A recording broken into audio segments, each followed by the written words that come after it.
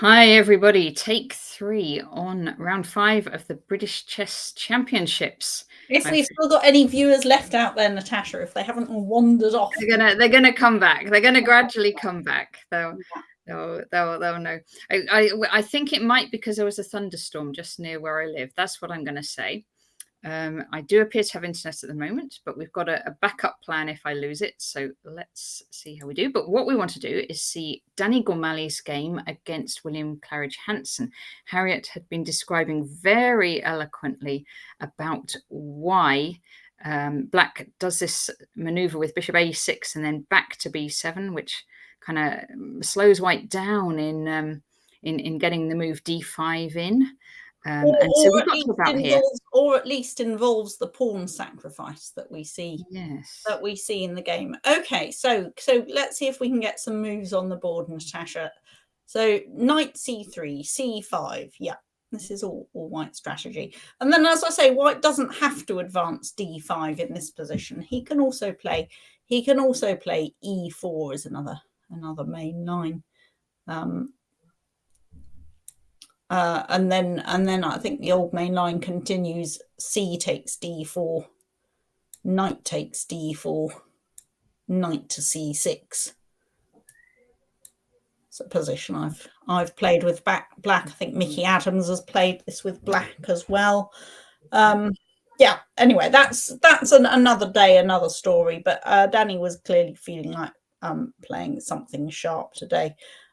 So went with 7d5, which involves a pawn sacrifice, which I think Black really ought to take, because otherwise White's going to get e4 in sort of cost-free, as it were. And this will be really nice for White. Yeah, no, when Black's bishop on b7 is very boxed in, that's not good for Black. So Black takes on d5, and then takes with the knight. So what's White got for this pawn? Okay, so what's White got for this pawn? So the main thing is that Black has a backward pawn on the half open d file, and White can quite rapidly establish some play against that. Actually, Danny's next choice of move here, bishop to f4, it's been seen before, but it's a little bit unusual. The most common move in this position is e4.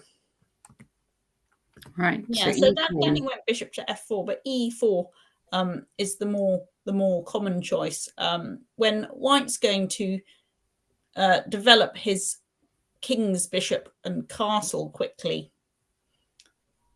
Yeah, probably either to the e3 square or the c4 square. Yeah, probably not the d3 square because it will block the action. The rook wants to be on d1. Right. Yeah. Okay. Yeah.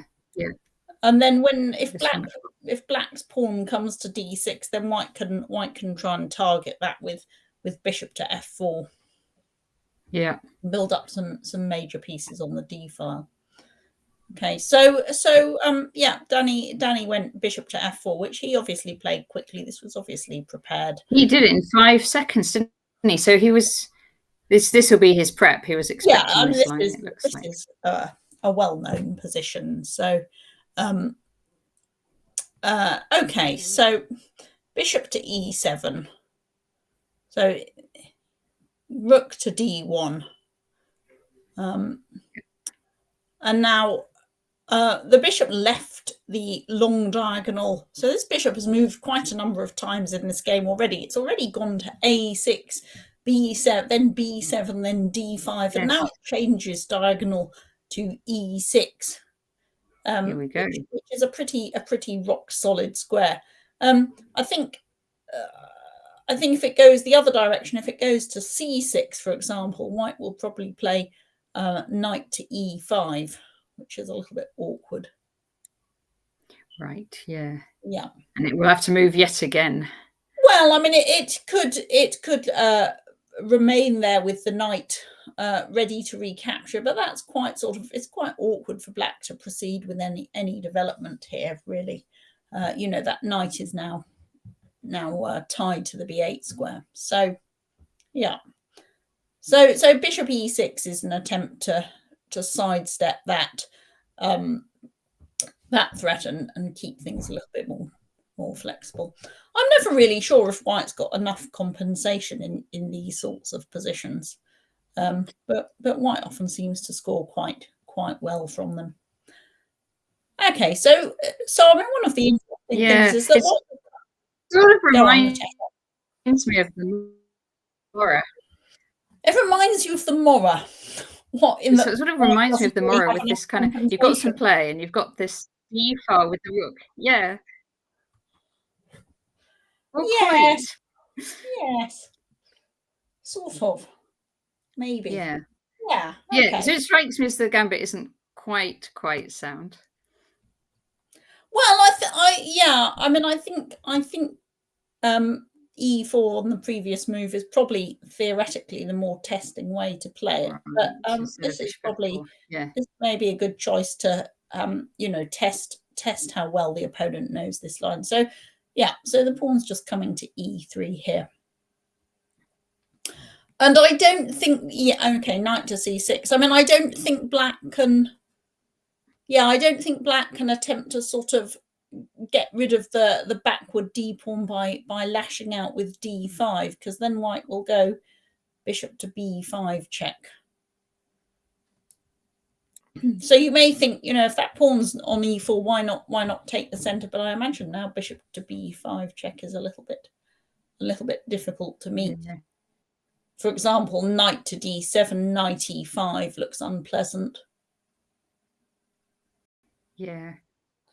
Black's probably going to have to give up the right to castle by moving the king to f8 here.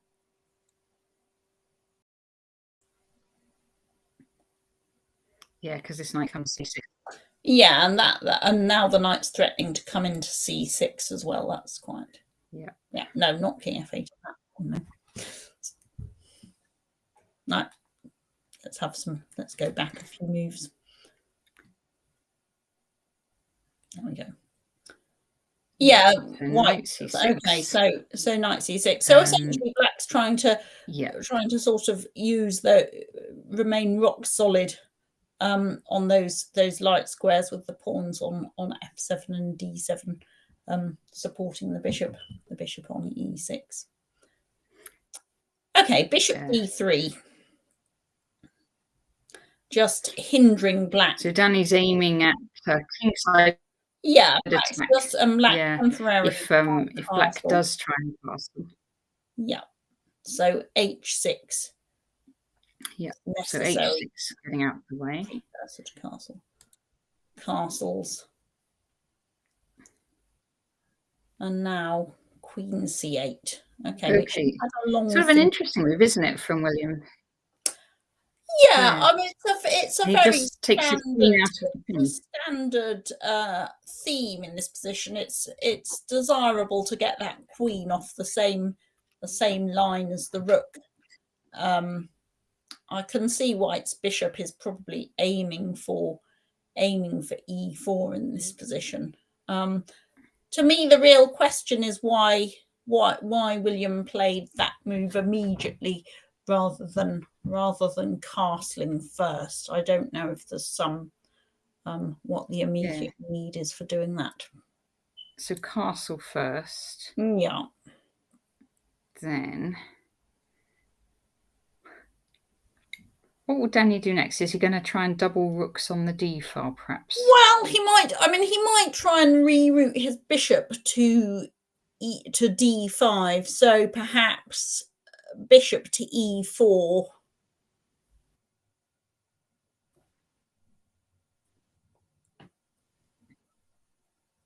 Just to take advantage of that hole on d5.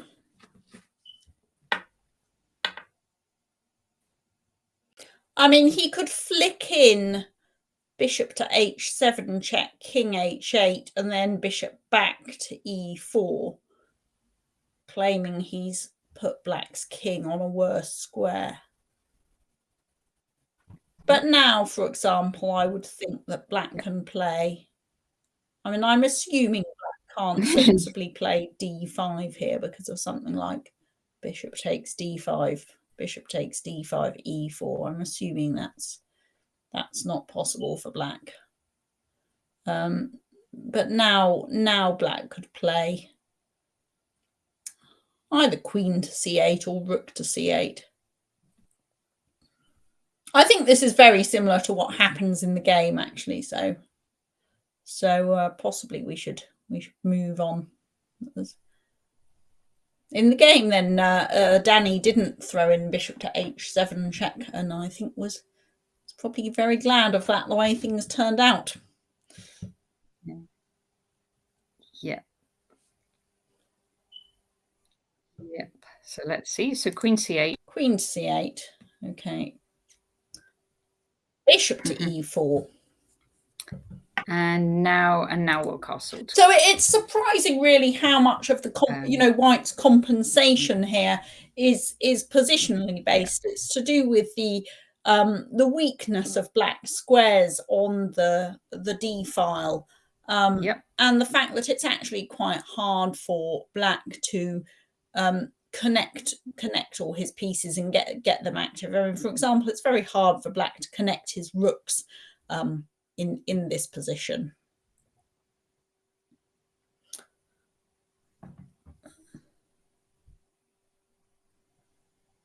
So black now castled. Okay, and white continued, as you suggested, Natasha, by doubling rooks on the d. Yeah, because black doesn't want to really go queen b7 or something else. Well, I think the queen b7 really invites the knight to come to e5, doesn't it?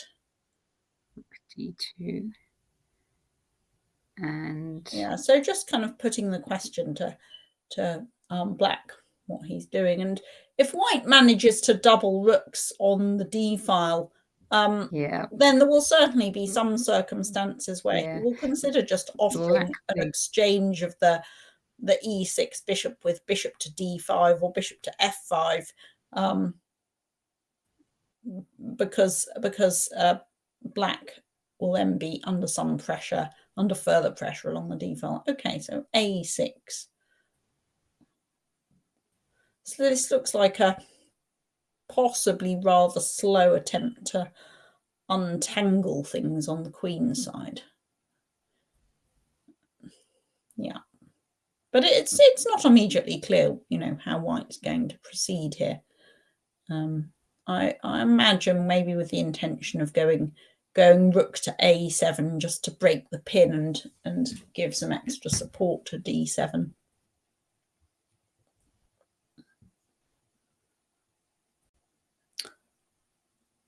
And it's a little bit hard. I mean, white could, white has a choice, really. White can think about either putting a bishop on the d5 square or on the d6 square. Trying to fix black's backward pawn like that.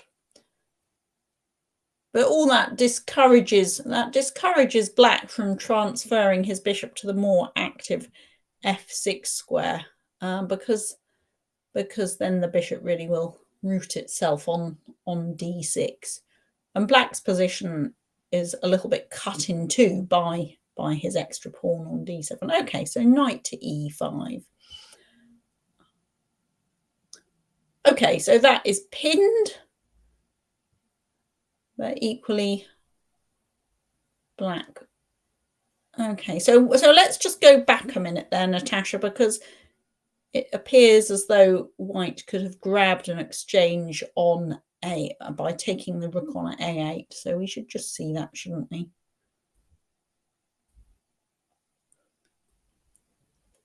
So if we can just put the bishop back on f4 and the knight on e5, I imagine that if white plays bishop takes rook on a8, black then has an intermezzo of some sort. Probably recaptured on e5. Yeah, so if you go back instead of recapturing on e5, that's it. Okay, so white's temporarily an exchange up here. Yeah, but can you still hear me? I've got bishop takes a8 on. Yeah, I can see that. So that's good. That's the position I wanted. So I imagine black can play knight to c4 in this position.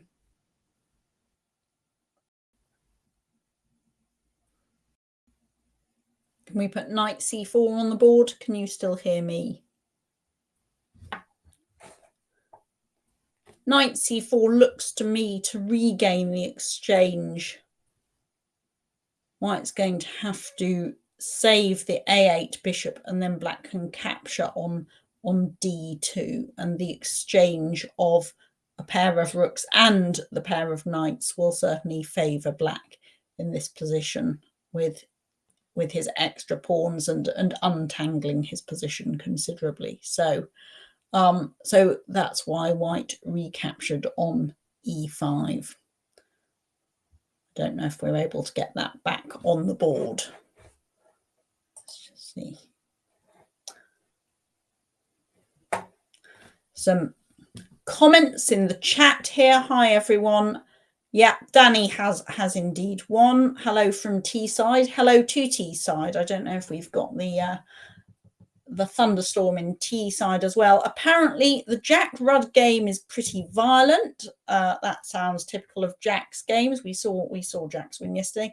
And the Hebden game looks interesting. Okay, maybe we can move over to those shortly. At the moment, I think we're frozen there.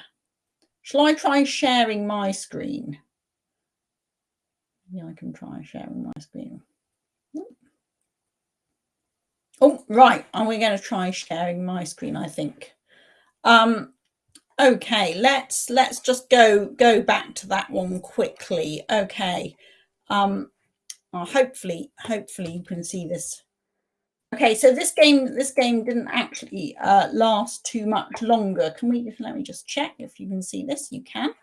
Okay, so this is the position after white's recaptured on e5, hitting now the rook on a8.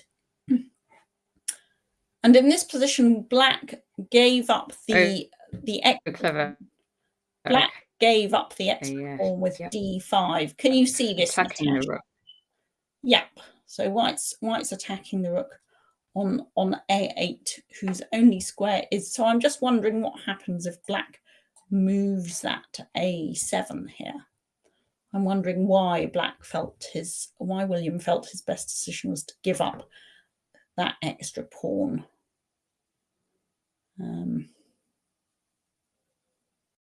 It's nothing obvious to me. I mean, I think white has enough compensation for this pawn here, because black's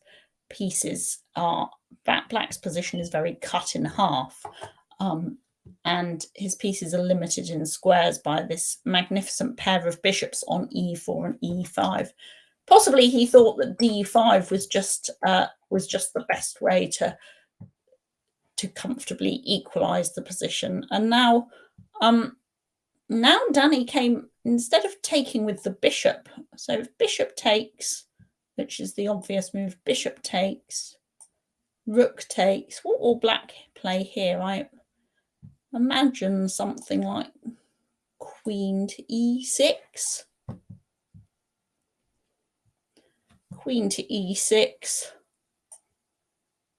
rook d1, and then perhaps black can just exchange off at least one pair of rooks, possibly all the rooks on the d8 square, and that I would have thought will be heading for a draw. Okay, so I imagine this was William's idea. I think he would be happy with a draw with black against Grandmaster Danny Gormally. Okay, but instead, Danny played rook takes d5, so giving up an exchange on d5. And William took that. White took back. And this is kind of those find the wrong move positions, because whatever black should play now, I don't think black's objectively in danger here, but he certainly was after his next move, rook to a7, which is a terrible blunder, which and it wouldn't have been difficult for Danny to find the winning move, queen to g6. So a typical idea, the f pawn is pinned, and black has no way to stop the checkmating threat on g7. If he plays bishop to f6, he will find, unfortunately, that the g pawn is pinned as well. So that is absolute curtains. Sad end to the game for William Claridge Hanson. Rook a7 is a terrible blunder, and he has nowhere at all to fight on after that. So Danny Gormally moves to 4 points out of 5, which could very well be in the leading group, depending on what happens at the top. So let's go and see what is happening at the top, because, Keith Arkle against Ezra Kirk. So this we looked at earlier on, and things have moved in this G3 King's Indian, which as we said, is a position Keith is very familiar with. Are you still there, Natasha? I'm now looking at the chessboard, so I can't actually see if you're still there. Okay, so let's just take a look at the position as we find it, so we give us a chance to move around. Okay, so this has livened up considerably, as these positions often do. So what's going on here? So I think Keith has got a very nice position here. He's got a monster knight on the e4 square, heading for d6 or heading for f6, and black is in not quite a pin down the d file, but a quasi pin, and hasn't really solved his developmental problems here. That bishop is stuck on the c8 square, which is bad news when the position has opened up in the way that it has.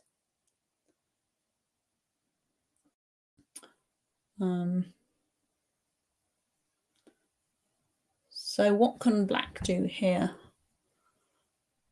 What's white threatening? Okay, so white looks to me like white has an immediate threat here of knight to d6, followed by knight to d6, and then potentially knight takes c8 will win the knight on d7. So the question is, can black unravel from that? What can he do if he goes queen b6? Can he go queen b6 check? I imagine white will just sidestep that with king h2.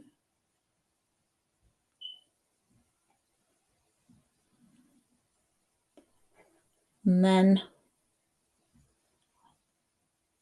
I don't know if he tries to, activate this knight.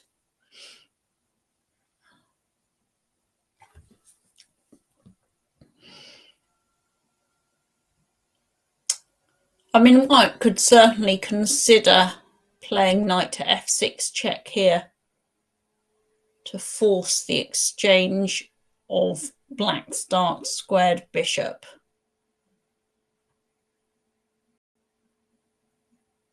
Knight d6 also looks very strong, and I imagine white's rook is going to, for example, knight d6,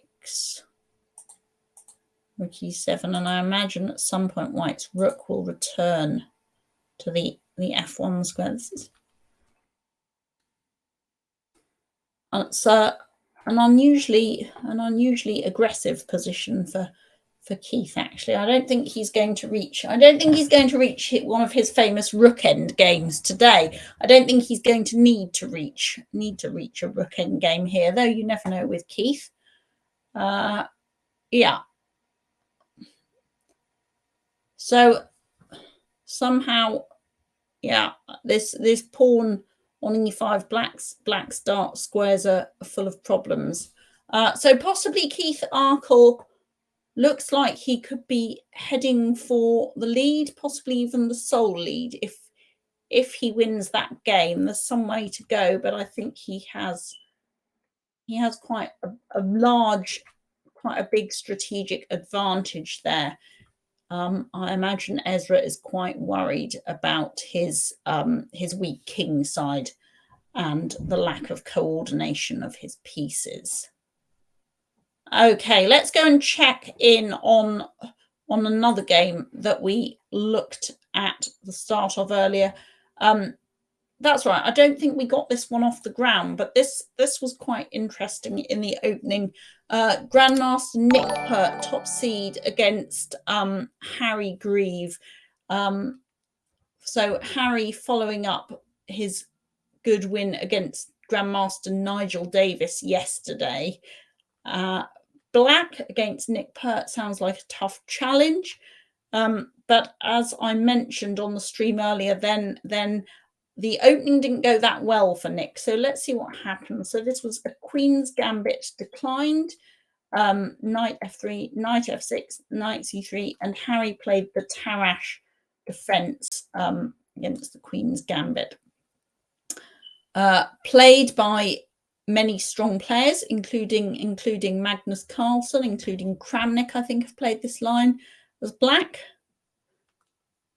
takes on d5, knight takes, and then e3, super solid, takes on d4. And actually this is a position that is sometimes reached by transposition from other openings. So, for example, this position sometimes arises in the Panov attack in the Caro-Kann defense, for example, bishop to b4, bishop to d2, castles, bishop to d3. This would take us directly back into a position that I've certainly played as on the white side and the black side, arising from the Panov-Botvinnik attack against the Caro-Kann. So generally speaking, white in this setup, white's got an isolated queen's pawn on d4, and white would like to keep the minor pieces on the board. It's a little hard for black to finish development so easily, especially this bishop on c8 can sometimes be a problem. And white usually aims for a kingside attack here. So knight, Harry swapped off that knight on c3, changing the pawn structure, giving white hanging pawns on c3 and d4. I think we briefly got stuck on this position a little later, didn't we? Queen to c7. And now Nick played, I don't know if this was Nick's preparation, but now after a relatively short think, 2 minutes, he played bishop to b2, which is not the most common move here. I think white normally plays queen to c2 or bishop the other way to d2. And I don't know if bishop b2's been seen before, but it certainly didn't turn out very well for Nick in this position. So Harry played knight d7, bishop d3, and Harry's next move, bishop to a3. So this is an excellent trick and a very good move strategically. So the point tactically, it's a fairly simple tactical point, is if white captures that bishop, bishop takes a3, queen takes c3, check. Now what's white going to do?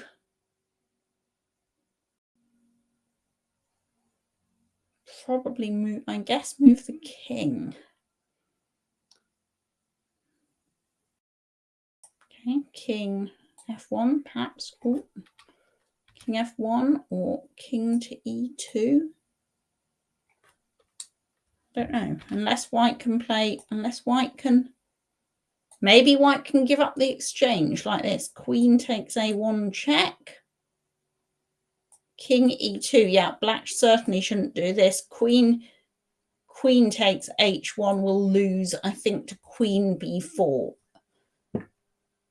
And black has won a rook and an exchange, but white has a devastating threats on the e7 square. So black should avoid that. So let's see. Queen d2 is therefore black's probably white's best move. And then I guess just queen, a saner approach for black would be just to take that bishop back on a3. What's going on here? Black has won a pawn, but I don't know. I mean, maybe white can even, I guess white should sort of throw caution to the winds here. Can white give up another pawn with d5 just to try and open up black's king? I'm not sure. Or possibly knight g5 to try and, maybe knight g5 to try and prevent black castling. Or rook c1. I don't know. Hi, Harriet. Oh, a terrible echo on the line. You're back, Natasha. I'm going to stop that.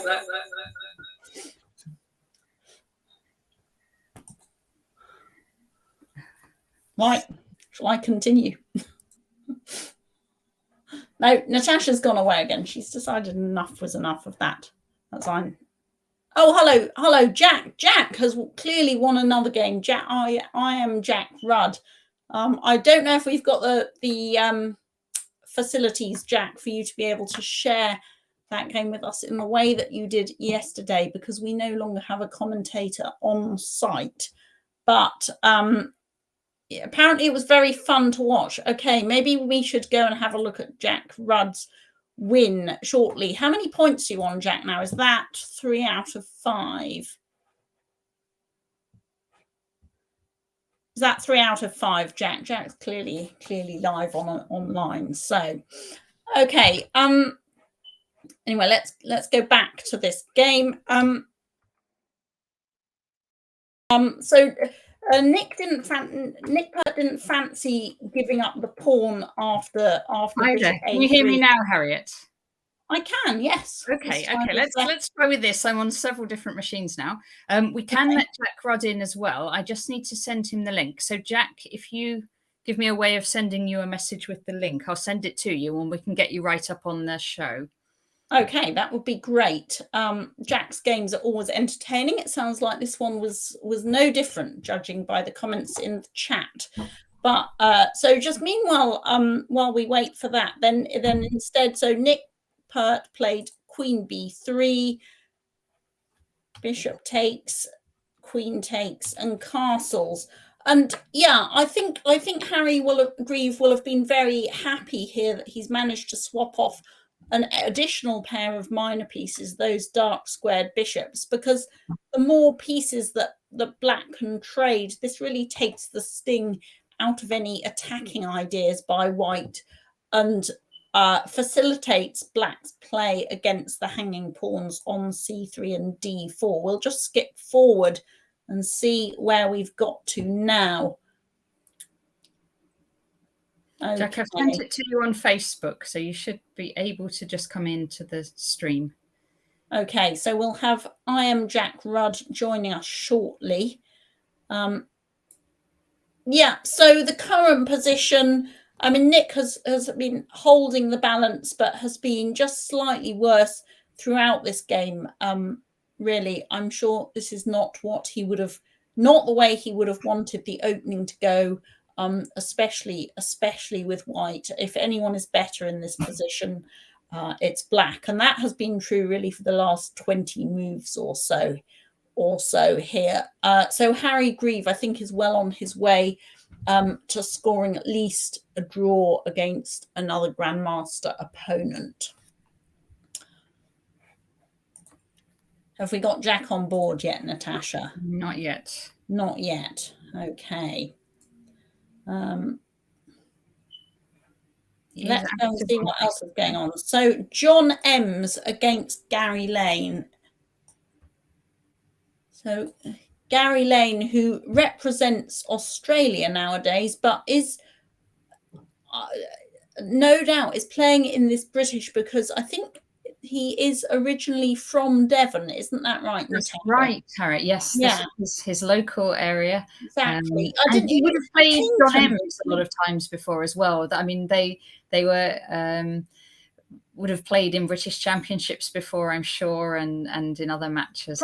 Probably in British Junior Championships sure.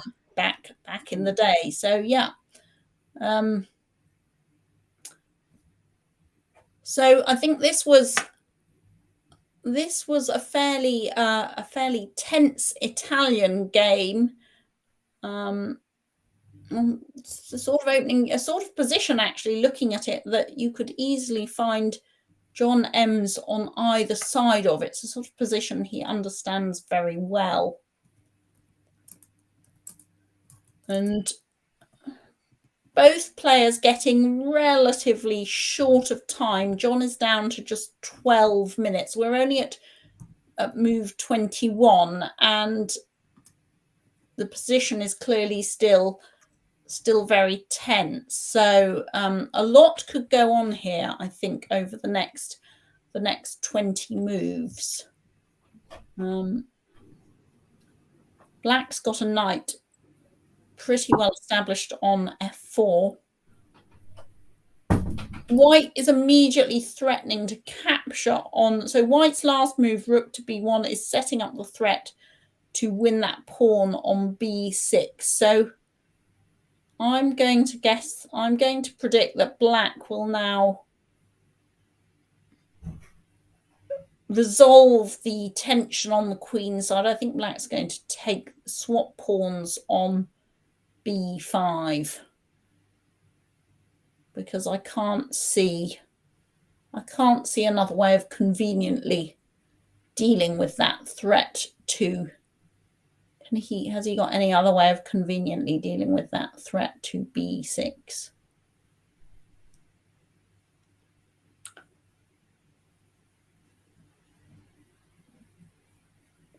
Black needs to find a way to get his knight on a5 back into the game. It's not an obvious way, is there, Harriet? I mean, it hasn't any square it can go to without being captured. Well, not at the moment. So I guess Black somehow needs to gain more control over the c4 square, either by playing bishop to e6 or by playing rook to c8. So I imagine that Gary is going to, first of all, I mean, maybe I'm being a bit lazy here, just swapping those, but I don't see why not. And then he could he play, I mean, I'm assuming there's nothing major going down on the king side at the moment. No, okay, so he can't play rook to c8 here because White will take on e5. So that rook's needed to defend the bishop on d7. Could he go bishop there? Just testing to see whether White wants to close the diagonal with d5. I don't think White does want to close that diagonal, actually, because then he's got an awful lot of pawns on the same colour squares as his bishop. I'm not sure that bishop's going to get out.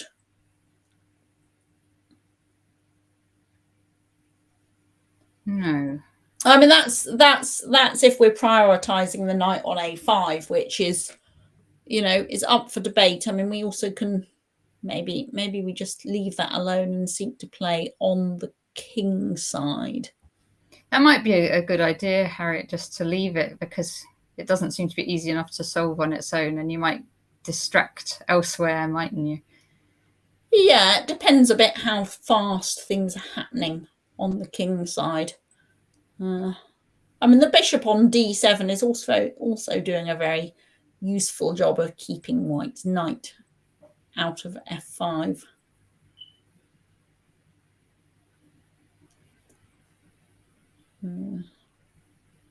I don't know how long ago that knight went from f3 to the h2 square, but if I were John, I would be wanting to get it back to f3. Yeah. Well, I suppose black can then go g4. Well, black can go g4, but then we might get to go knight to h4 and into f5. I mean, that's very messy. I agree. Yeah. Because we might end up losing our pawn on. Yeah, we probably can't go into that too quickly.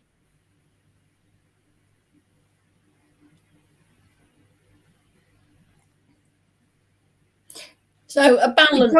John doesn't have that much time left, does he? No, John, no. And as I say, this is a very tense position that could suddenly blow up. So it's a tricky position to, he's still got the next 17 moves to play. Wow. In a strategically and potentially tactically complex position.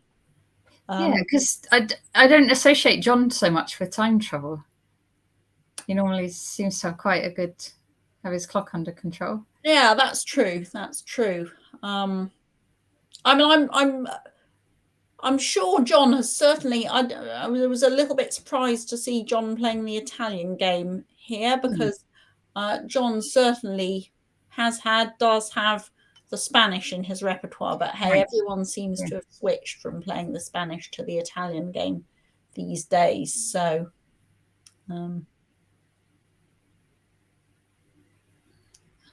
So I don't know if this is. I don't know if he was maybe slightly less familiar with the opening that he chose to play, and that accounts for time shortage. This one looks very interesting to me. I think the way this one develops over the next half a dozen moves or so.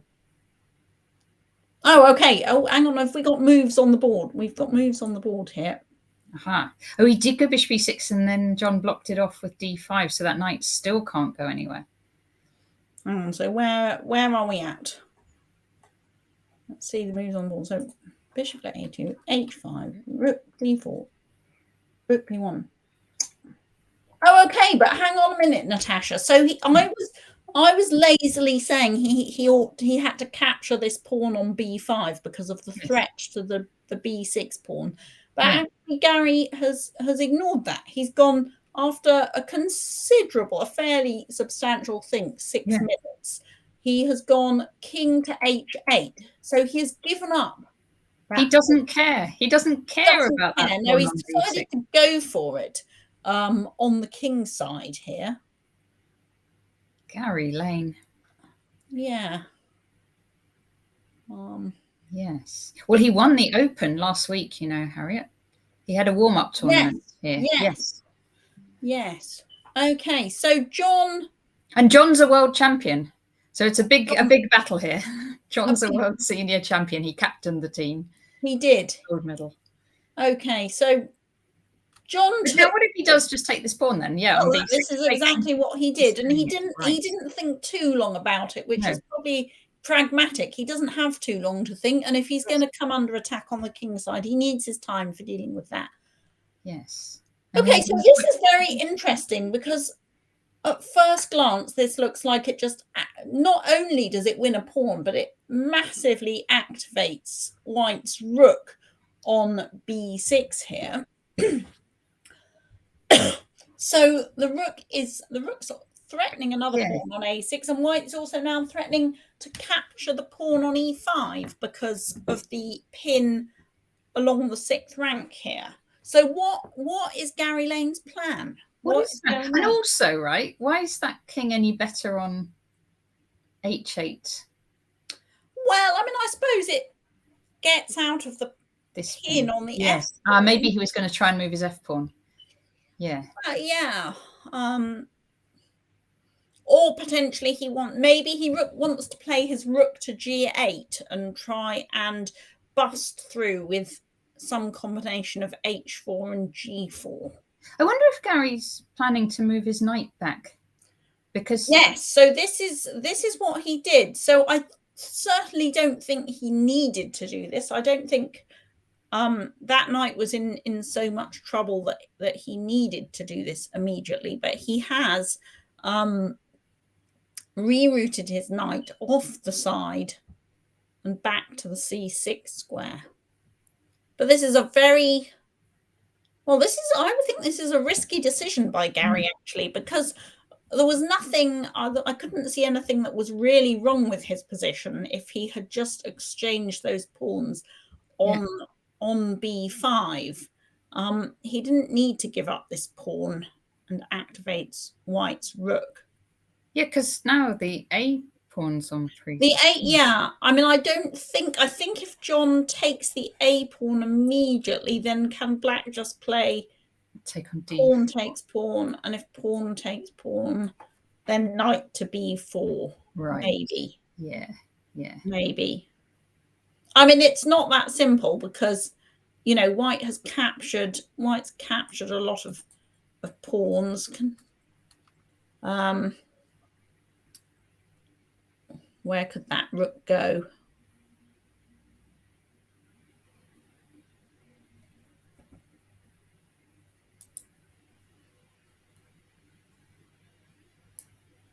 Aha, we have Jack Rudd. Let's let him in. Hello, okay, Jack. And I'm just gonna. Hello. Hello, Jack. My camera, but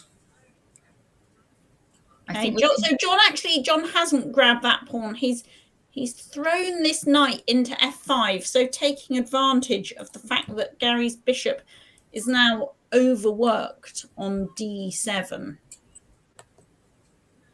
Yeah.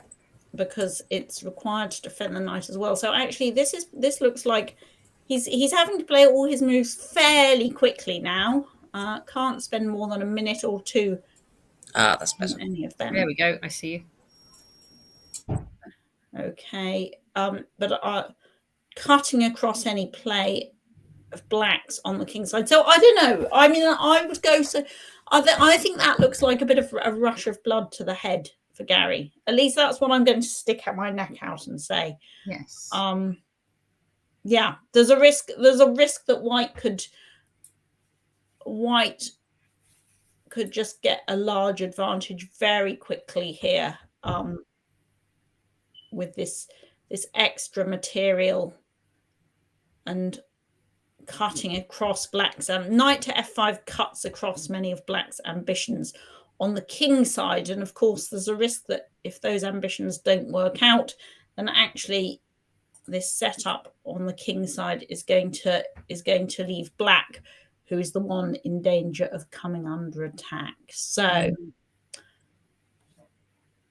So maybe shall we leave that there, and we can we can see Jack's game.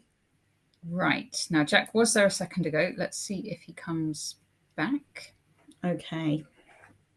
Maybe I'll go and check in and see what happens elsewhere. Someone says in the chat that Kevin Winter says that Mark Hebden has let his opponent off the hook and escaping with a draw.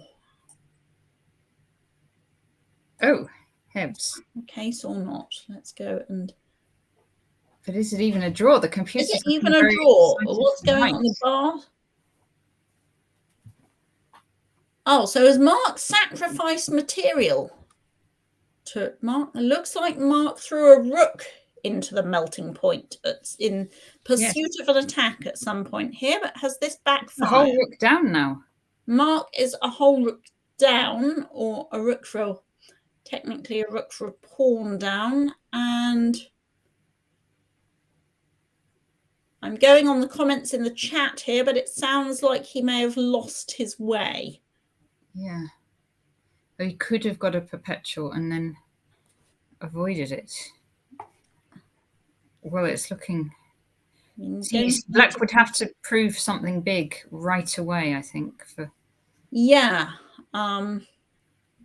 So bishop g4 is a check, but the king can just move out of the way. Yes, the king can move to d3 and looks. So Mark has a big time advantage here, but it's not gonna be enough to help him with the rook. No, there are only John Merriman only has 3 moves to make to reach the time control, and if the worst of the danger has evaporated, then that will be plenty for him, I would have thought. So what has gone on here? We need to go back and have a look at that. Yeah. Okay. Mark's keeping on fighting. He's gone F5.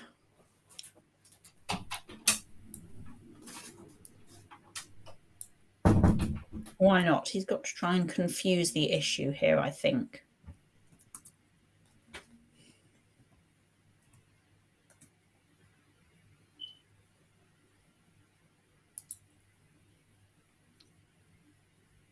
But perhaps white can just go rook to h1. Rook h1. Rook to h1, forcing a trade of rook. This rook, yeah. Does that force a trade of rooks? I suppose you can still try bishop g4. Can still try bishop.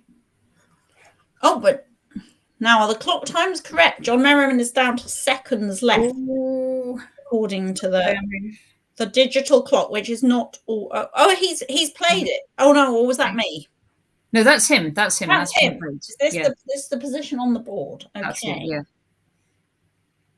But he played that with.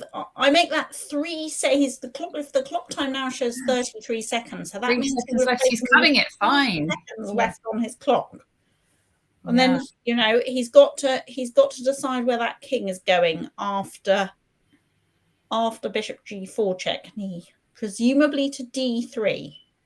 The other thing Hebs might try is f4. He might try f4, yeah. I'm predicting bishop g4 as a check. I suppose Hebs wants to play some kind of nondescript move that hasn't been expected by John. Yeah, he doesn't. I mean, he doesn't have that many nondescript options because white will play against almost anything that's not sufficiently forcing. White will very gladly take that rook on h2. So, oh yeah. f4, and where will white go? I guess f4. I think white can just go queen to f3, right? Looks like it. Queen to f3. Well, maybe bishop g2. Bishop g2.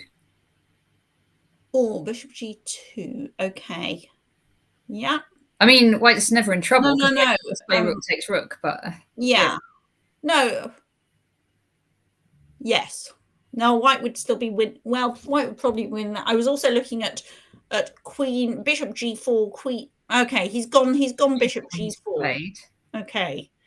Aha, and I think we might have Jack back again. Let me just see. Of course, the king doesn't have to go to d3. He could play. He's gone king f1,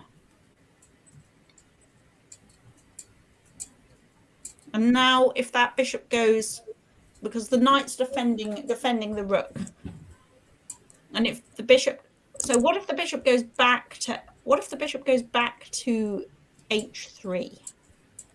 Can he take it with the knight?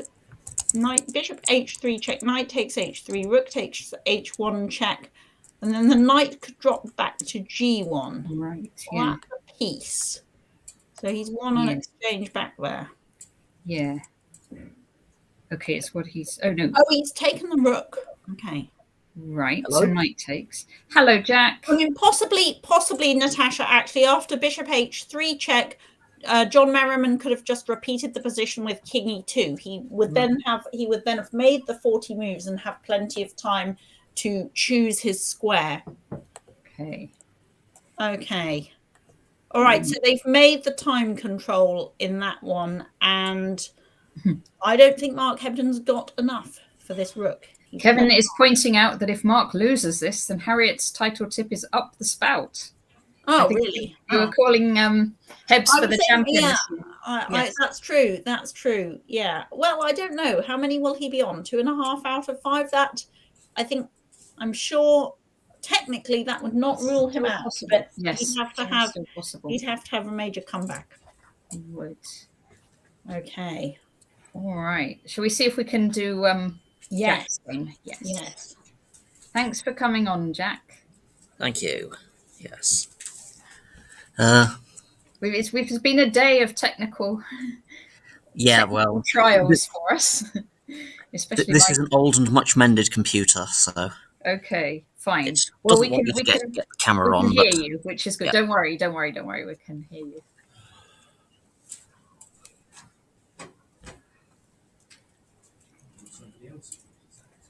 Okay. Do you remember what board you were on, Jack? 15, I think. No, that was yesterday. 12 today. 12 today. Going up. Yeah. Yeah. Shall I stop sharing, Natasha? No, you keep sharing. I'll keep you. Okay, we can carry on watching. Possibly Can you find Jack's game, Harriet? Rook. Can you find Jack's game? Oh, can I find Jack's game? You want me to find it? Sure 12. thing. Okay.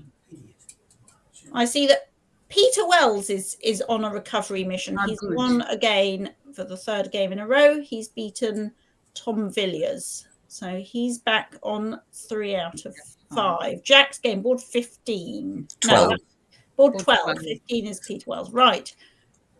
Jack Rudd against Stephen Dishman. Here we are. Okay. D4, D5, C4, a Slav defense. Was this what you were expecting, Jack?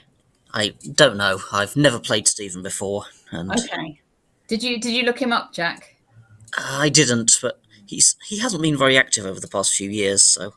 No, I was going to say, Well, I can tell you he's done a lot of chess.com tactics training. Right. I know that because in the lead up to the seniors, I said to him, can you make sure I do some? And so we were comparing scores each day and his were much better than mine. Okay, knight f3, knight f6, knight c3, d takes c4. Okay. Yes, I chose the gambit line, which I have a very good record with. So. Okay, so you were you were quite happy to see this on the board then? Yeah. Yeah. B5. Remind us of the name of this gambit line, Jack. I don't know the name of it. Oh, you don't? Okay, jolly good. Queen's Gambit. No, it's not a Queen's Gambit.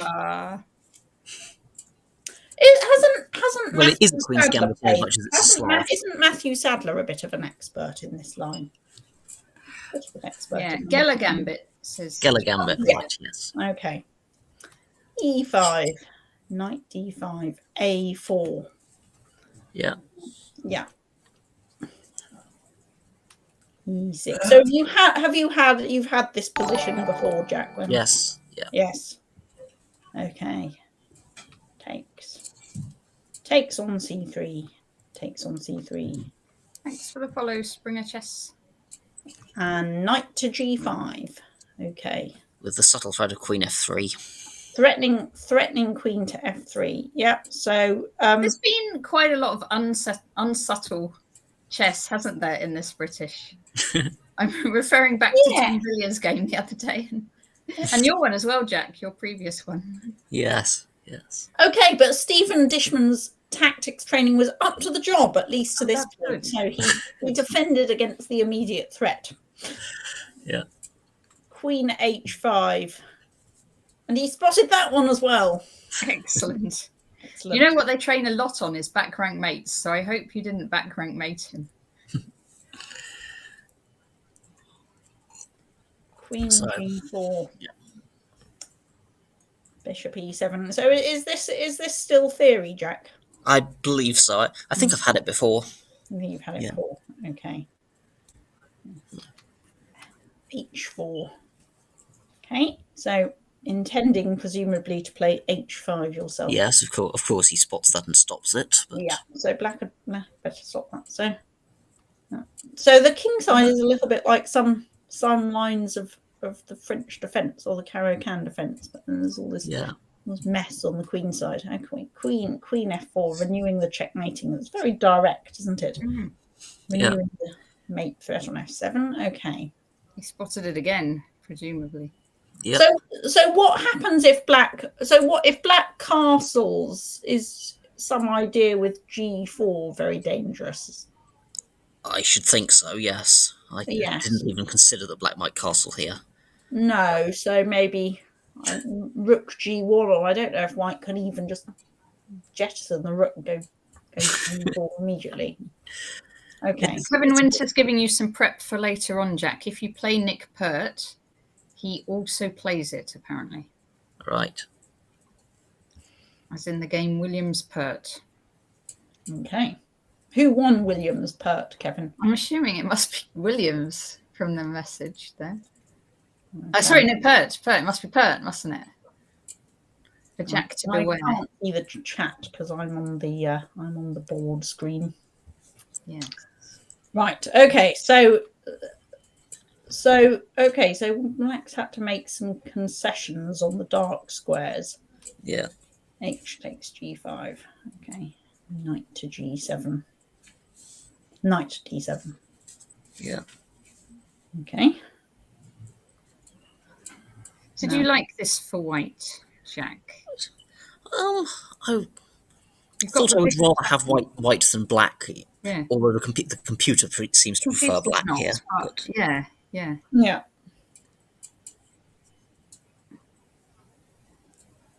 I mean, black can't castle. No, it's not clear. Black wants to castle over there. I mean, as discussed anyway.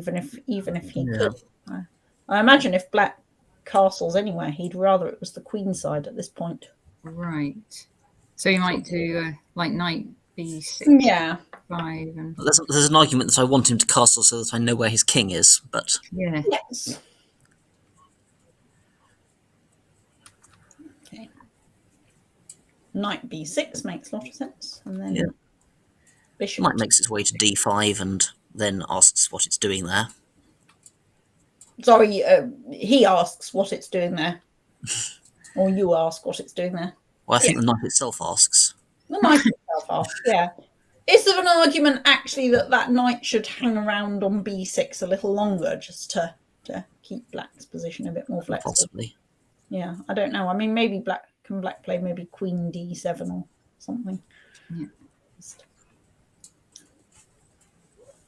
Because I don't know. I mean, I suppose there might be some circumstances when the knight would like to come to a4 just to hold up white's rook and leave the diagonal open for the bishop. I'm not sure. What's the problem with the move? He always does have to watch out for my just hacking it off with the rook, and that is true, and hacking off the c pawn. Yes. Yeah, maybe. Okay, but as you say, this kind of clarifies things. So queen to d2. Okay, so he obviously wasn't very happy with it on d5 because he moved it again. Oh, yes. Is it coming to f5 now? Perhaps? Yeah. Okay. So presumably you've got to try and leave open the position with g4 in some way. Yes, hence my next move. Yes. So well, no, it wasn't. You've got to, rook h3 first because you have to get that one out from under attack. Okay. Yeah, so that kind of, so that sort of forestalls.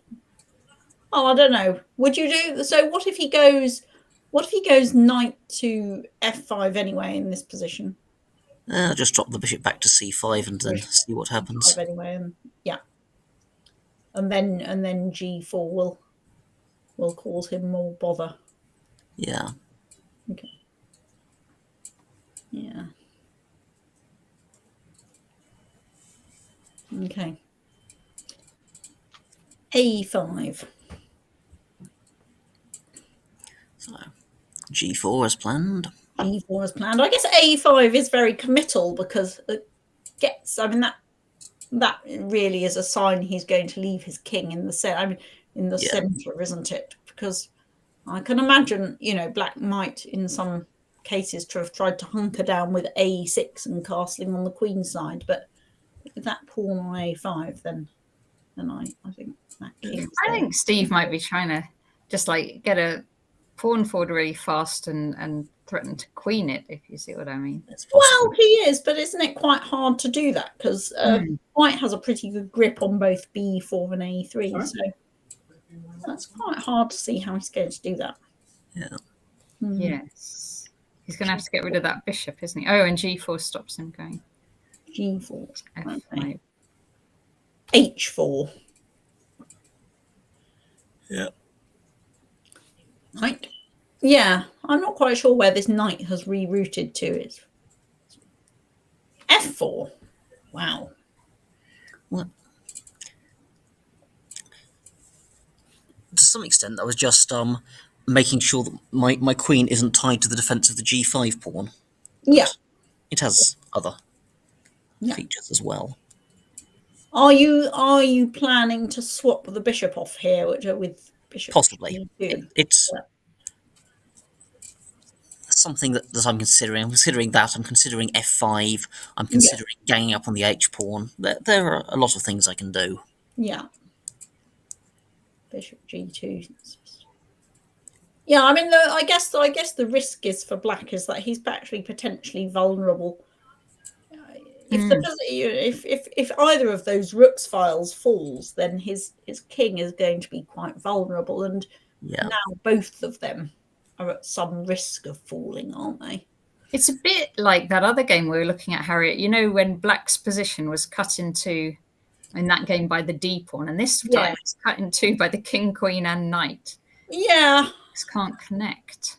Somehow I don't feel black's done black has not done a very good job of stabilizing his position here. I'm not sure about this knight maneuver round to e7, and I'm not sure about a5 either. But the computer still does seem to like it for black. Yes. Maybe we shouldn't take too much stock of the computer. Not take too much notice, yeah. Okay. Knight c8. The bishop went. Yeah, this is the problem. Is the bishop just kind of dominates the knight, doesn't it? It's hard for him to sort of chase that away. And queen d5. Okay, so well, that forestalls the bishop to g2 idea. New castle, amazing. Yep. Yes. Okay. Well. Okay. Well, now black's not going to be the one that's collapsing down the queen's rook file. Possibly the king's rook file. But... Okay. Well, the knight came back to e7. Yeah. Queen to f2. Yeah.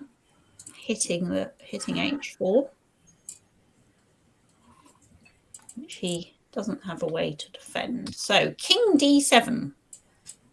King makes a decision. Yes. So what happens if you take the h4 pawn? He recaptures and then plays queen f3, which is rather nasty. Okay, yeah, because you don't have a good way to hold f4. So f5, wow. You took. Yeah. And, yeah. Oh. Okay. And takes. Knight off. Okay. Reminds me in some ways of bishop g5 Najdorf. Yes, I suppose so. Those pawns on f5 and g5. Yeah. Sort of extra mess on the queen side. He takes f5.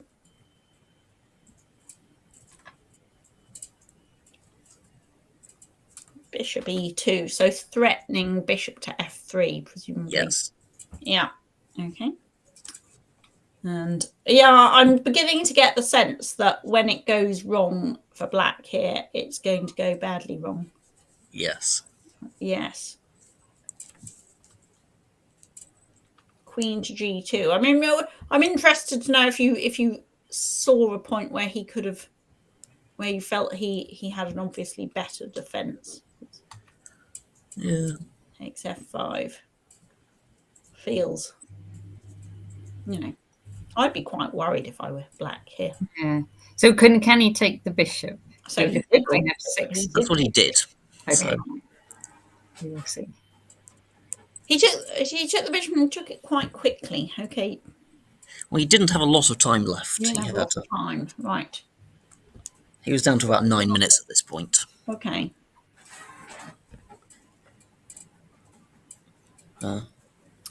Apparently, the computer says rook The AF8. computer has his next move down as a fatal error. Yes. I was expecting the other rook to go there, after which I wasn't sure, but was feeling quite good about it. Okay.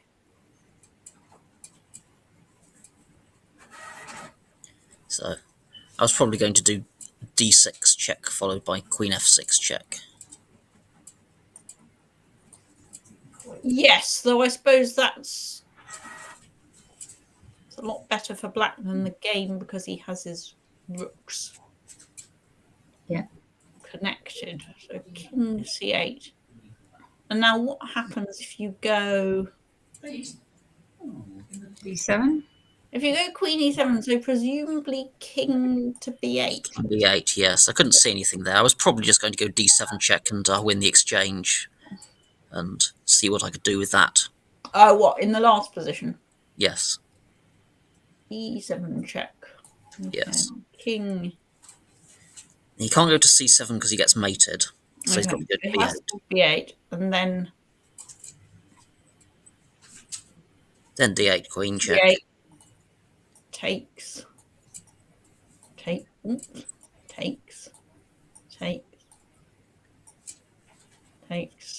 and what should he do? If he goes to a7, we can take on a5. Yeah. So maybe he should just block. b8. We can go to b6 check.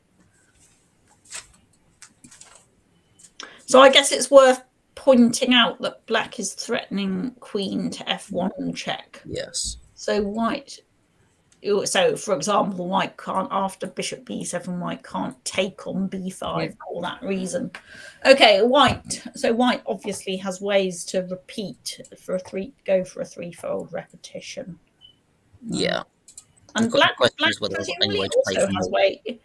Yeah, black presumably may also have ways to go for a threefold repetition if there was just, I mean, presumably if something like rook to e3, then it may be black's. These pawns on the queen side over here are doing quite a good, prevent white's king running, and presumably black would now be well advised. So the king can go to a3, but after the queen comes back, threatening queen to a1. Mate. Yeah. Yes. That's. Then I think white's going to have to drop the king back or take the draw himself, and the draw will ensue either way. Yeah. Entertaining way. Okay, so probably he should have played the other rook to there when it looks like a draw. But rook h to f8 is a losing blunder. d6, and now the computer gives us mate in 7. d8. Had you seen your way to the win as soon as? Yes, I had. Yeah, queen f6 check, c8, d7 check, king to b8, queen to d6 check. Yes, and in this line he doesn't have the a8 square for his king, so. Okay, so he doesn't, and so after king to a7, you check on c5, and that's going to be fatal. Yeah. Very good. Another good game, Jack. Thank you. Another Yes. highly entertaining game. Yes. So are you on 3 now, Jack? 3.5. 3.5. Okay. Oh gosh, so you're only half a point off the lead. As things Or stand, do we know where the lead is? Do we know where the lead is? Can we say that yet? Should we go back and see if Keith Arkle has won the game? Okay. So if we go back to the lead, then so Harry Grieve and Nick Pert on board 3 have agreed a draw in their rook end game. So Harry, I think probably Nick had long since resigned himself that he wasn't going to make more than a draw today. He was a little bit worse for much of that game, and that's a very good result for Harry Grieve. So that takes them to join Ezra Kirk. Sorry, not Ezra Kirk. To join Richard Pert. So Nick Pert joins his twin brother Richard on. Oh no, Nick. No, he doesn't. Nick had an upvote. Okay, so so Nick's become a bit becalmed with draws this tournament, and he is on 3. But Harry does join Richard Pert and Brandon Clark on 4 points. So for the chance, so board 2, they could get to 4.5. So a winner in this game could take the outright lead. And where are we at? So I think that was the position we looked at earlier. Let's get to where we are. And we're still 8 moves off the time control, and Keith Arkle has just crashed in with knight takes g6. This is not Keith Arkle's usual style of chess, I think it's fair to say. Right. So what's going on here? Well, presumably f takes g6, queen h6 is quite nasty. Yes. The knight does defend. Or bishop. Well, queen h6 or bishop takes g6. Yeah. Threatening f7.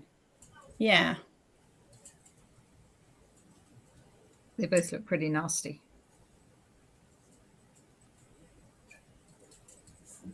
So what's the immediate scores on the draw? So it was technically level material before that. Okay. So but now hang on a minute. Can black play rook to g5? Rook g5. Counterattacking g3. Rook g5. Yeah, okay. Rook g5. So knight e7. Knight e7. Okay. I imagine we are going to. If you take it, I'll take the rook. Sorry? If you take the bishop, take the knight, I'm going to take the. With the bishop, then I'm going to take. No, I'm not. No, I'm not. No, not yet. It's doubly defended. Rook, yes. Right. So, okay. So you can take it, but. You can take it with the bishop. Yes. Okay. Yeah. Be a bit surprised. Take. Queen takes, and then what? Queen to. Oh, the diagonal. Queen to c3, perhaps. Yeah. Well, yeah. Threatening queen. Peter must have thought there was something better than the queen c3. You thought of something better, did you? The say? The computer must have thought yeah. because it didn't like queen c3. We're still pretty good though. Yeah. Maybe move that bishop. The computer can be quite fickle in these positions, can't it?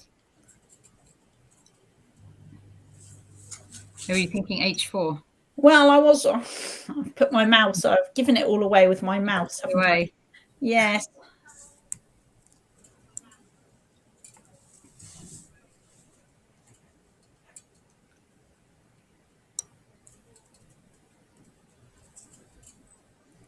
Well, h4 looks nice, doesn't it? h4. I mean, look at all these bishops going in. Yeah, the computer doesn't like that one either. But indeed, look at all these bishops, all 2 of them. Yeah. Rook to, where? h5, I'm guessing. This feels. Try and keep some cover on, but maybe. Can we just go queen d1 now? Queen d1.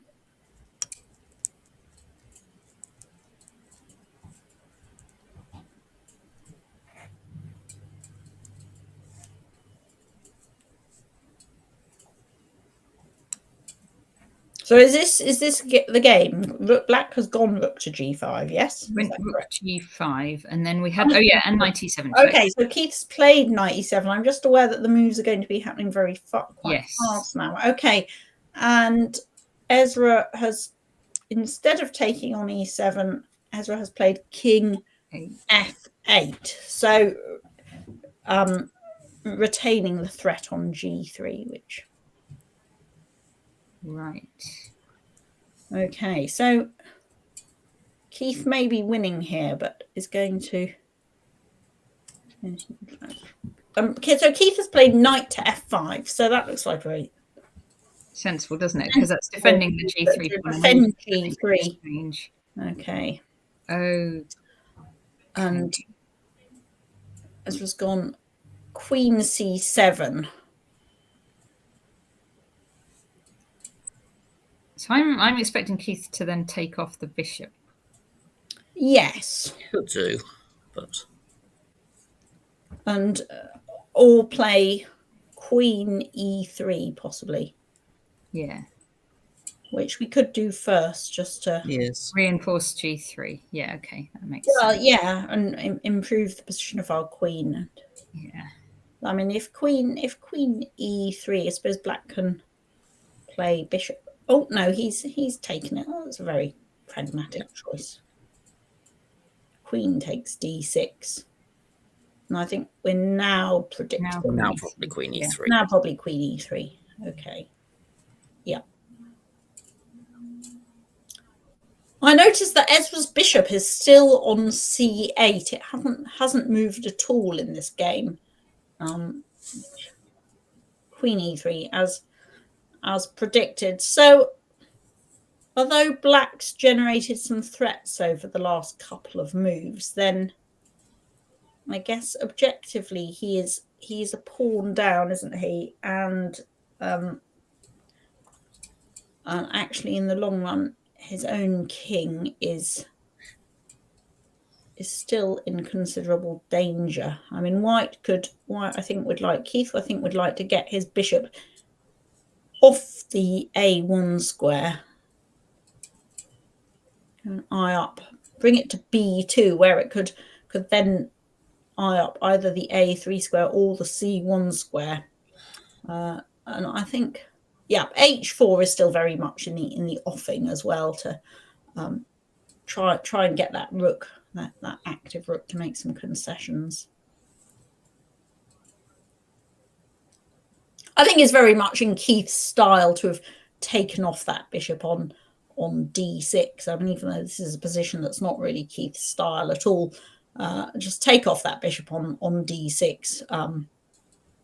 Even though that knight looked like a very good piece on f5. He knows he's winning this game.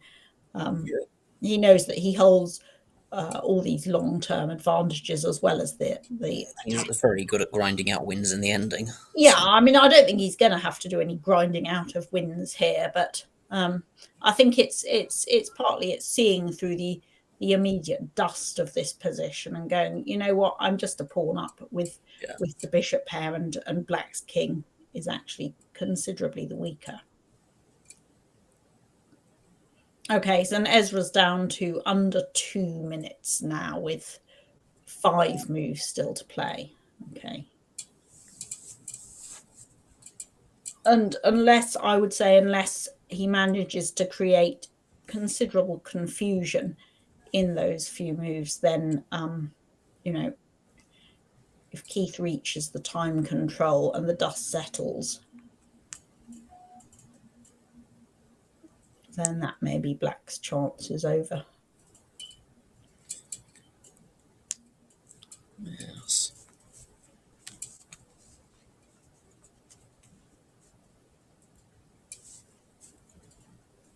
What's he going to do now? Is he going to just take on b5?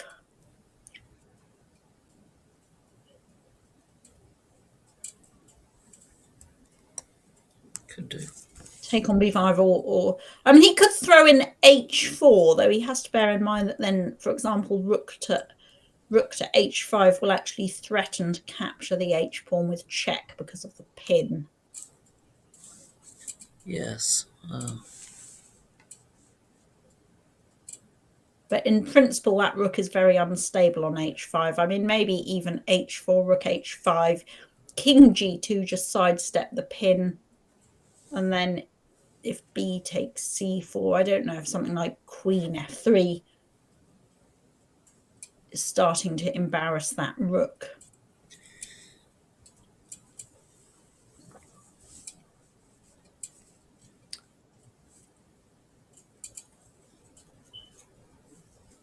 Keith really just wants to take control of this position without. Oh, yeah, he's taken on b5. That looks much saner. I don't think there's any need to give up the pawn. Possibly play rook c1 here. Yeah. Gain some time on the bishop. It will actually force it to make a move for the first time in this game.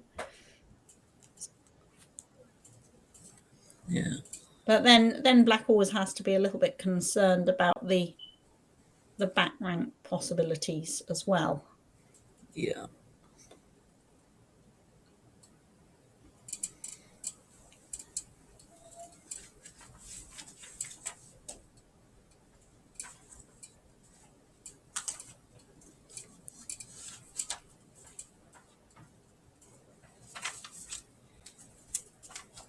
I don't know if Keith has ever won on the white side of the King's Indian in quite this style.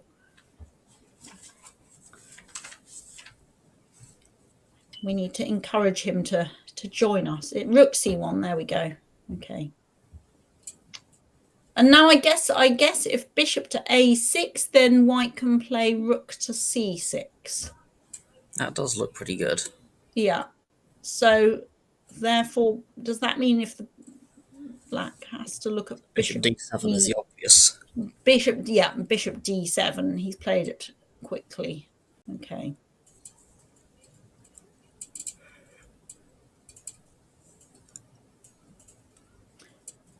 Maybe white can go.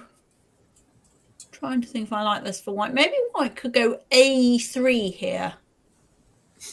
Oh, just trying to bring the bishop round. A3 to try and bring the bishop round to b4. Yeah. I don't know quite how easy it is to achieve that, but I was thinking of bishop b2, but of course black's got b4 if you do that. But then black does have b4. I just wanted to sort of try and take some control on the dark squares. There we go. A3, Keith played it. Yeah. You're on the same wavelength as Keith. Yeah, he's gone a3 with 27 seconds left on his clock. I mean, it's not immediately clear white can go bishop c3 next because it will leave the a4 pawn. Hang on, black play rook takes g3. Couldn't black play rook takes g3? G3. Okay. What about queen takes? Oh, queen d2. Uh-huh. Oh. Ah, no. Oh, hang on a minute. Bishop g2, queen takes c1, queen a8 checker, but he's got the c8 square covered. Oh. Shall we see it on the board? Rook takes g3. Oh, hang on. Queen d6 check at the end of that. Ah, yes. That probably does break. Here. Bishop g2. Queen takes. Oh, but maybe it's not enough because our a1 bishop is hanging. Well, the computer certainly doesn't like queen d6. Ah, but you can play bishop e5 instead of queen d6, maybe. Maybe bishop. Yeah, move the bishop. Or bishop Move the bishop somewhere. somewhere. C3. Probably e5. No. How about now, bishop c3? Yeah. And if queen takes? Oh no! If queen takes a3, then yeah, because the bishop can guard on e8, can't it? Bishop e5 then. Bishop e5. Okay. Well, it's not immediately popular with the evaluation bar. I think Ezra's got to try rook takes g3. Yes. Yeah. Create, he's going to lose this game anyway otherwise, so Has he done it? Click on your moves. Click on take it away. Just near Ezra's name. Yeah, Ezra's name. I did. Oh, you did? Yes, thanks. Yes, I'm looking on two Yes. different. Oh, I think this has Oh, happened. they've done it. They've done it. They've done it. Yeah. Okay. So. Okay. So the computer really likes this. Well, good spot, Jack. Yes. Yeah.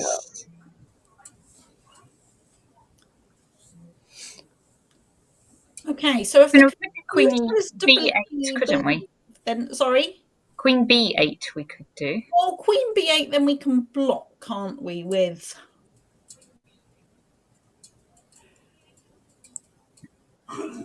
Queen C8. Or with Bishop C8, it's still not that.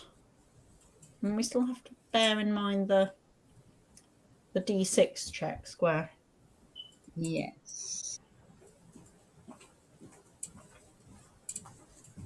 Bishop E5 played, says Springer Chess.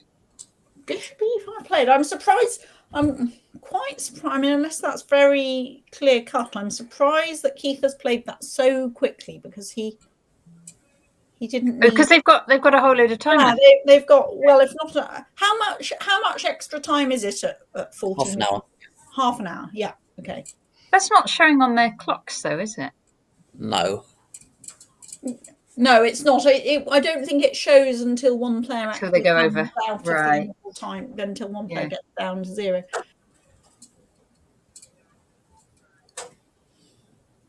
I mean, either that's very clearly winning, or that's a very quick decision born of slight nerves, I would say, because, you know, in after that sort of turn of events, actually, what you want to do at the time control is really take your time and compose yourself, because the chances are in the last position actually that there is a big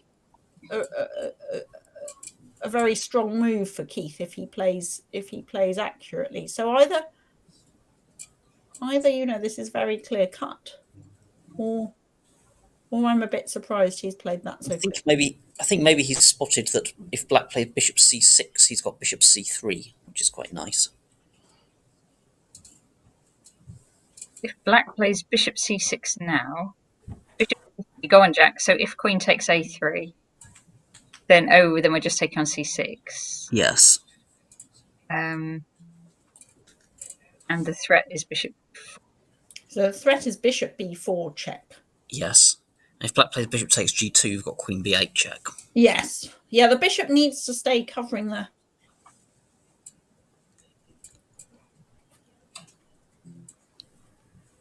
Well, he may have spotted that, but it's still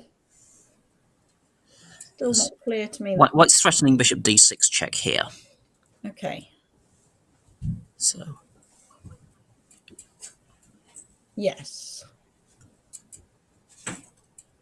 Should Black put something on the G5 square? Queen G5. Yeah, it's got to be the Queen, because if you put the knight there, White just wins it. So yes.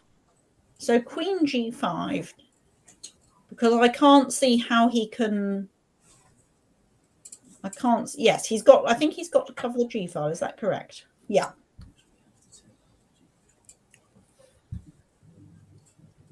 Right. Oh, well, maybe he's going to end up trying to grind Ezra in an endgame. It's not going to be. He might. Not going to be a rook endgame, that's for certain. It's going to be bishops and knights. Keith will have to write a new book, Arkle's Minor Piece Endings. Yes. That's why he's changed style then this tournament, to get his next book going. Bishop C3, Bishop B4 was the main recommendation, cementing the bishop. It says pass pawn.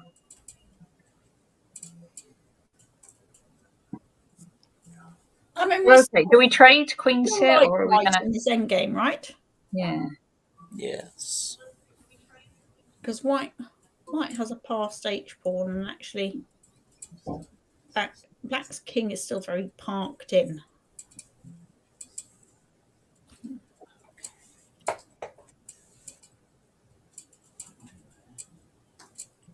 So we might just get what? Queen takes queen, h4.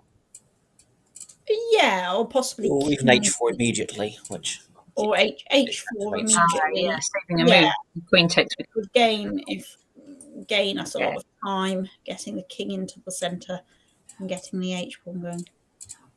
It's very hard for many players. It's very hard psychologically to switch from a position where we were, where you thought you were clearly winning and possibly about to give checkmate, to then having to, even if objectively the end game is clearly better, to then essentially having to win all over again in the end game.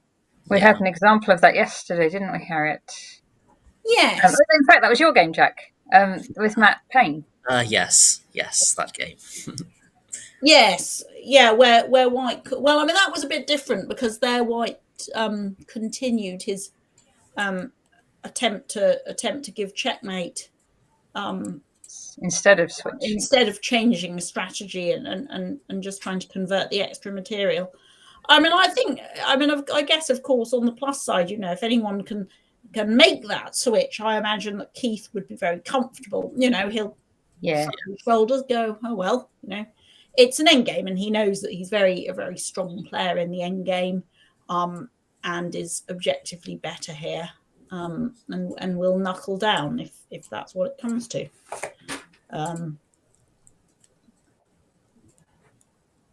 It's not like Keith wins.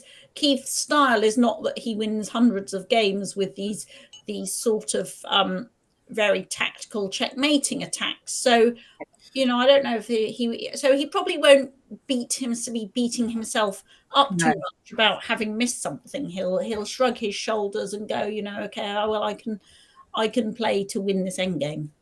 Yeah. Has Ezra played Queen to G5 yet? He has, I think. Right. Yeah.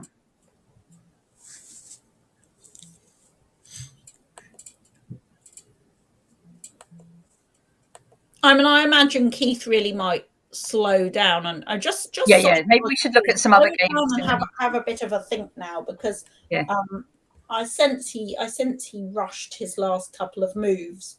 And you realize when the tide is turning a little bit, or at least you're not sort of about to force resignation in the way you thought you were, and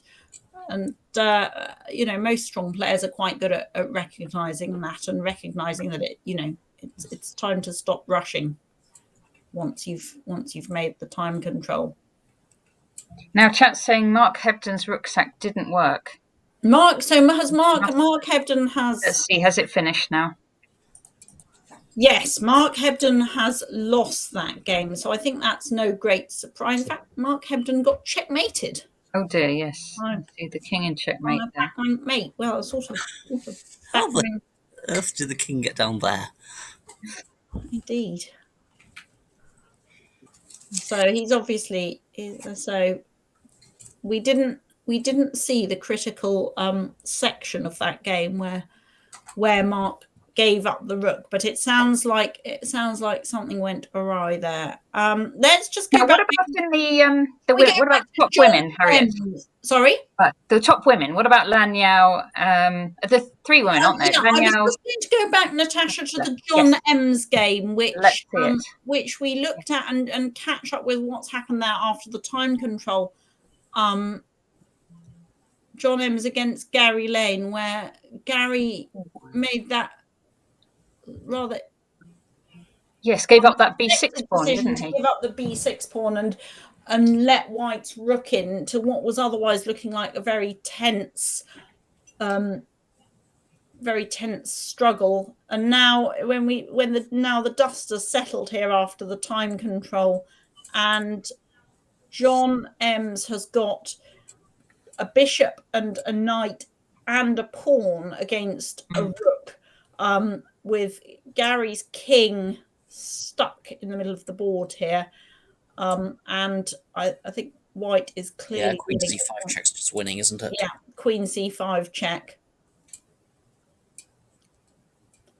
queen c5 check, and if black's king moves to a light square, then the bishop is going to come in, and if it moves to d8, then queen d6 check will follow. So yeah, that one is over. So yes, he's played it. He's played queen c5 check, and I think Gary is going to resign in this position. So John Ems will move to 4 out of 5. 4 as well. Okay. Could still be the leadings. Could still be among the leaders if Keith Arkle, if that slips away from him. So there's quite a pack now on 4 out of 5. Richard Pert, Brandon Clark, Harry Grieve, Danny Gormally, who won a long time ago now after William Claridge Hanson blundered, and Matthew Wadsworth. So in the battle of the up-and-coming generation, Matthew Wadsworth beat Jonah Willow. Colbert held that game against Davies, did he? I thought it looked bad for him, but maybe it was never. Okay, I haven't looked at that game at all. There, a little way off the leading group. Anyway, quite a bunch there on 4 out of 5. Keith Arkle could still take the outright lead, or that could be an even larger bunch. And Keith is now sitting and having a good think against Ezra Kirk. I'm sure he will realise that he doesn't want to, he wants to absolutely maximise his chances here. He's gone with bishop to e5 check. Bishop to d from e5 to d6 check. Okay, so Natasha, yes, you also said let's catch up with how the leading women are doing. So Kata Toma was on 2 out of 4, and has drawn today as black against Gwilym Price, whom interesting endgame here, actually, isn't it? That's that looks like there was a perpetual on A1 and D4. Right. Yes. Yeah, I think I saw the beginning of that. That. Actually, this game was quite interesting at the beginning, because yesterday we had a couple of games, didn't we, where black attempted to fianchetto a knight. Oh yes, including the knight on B7.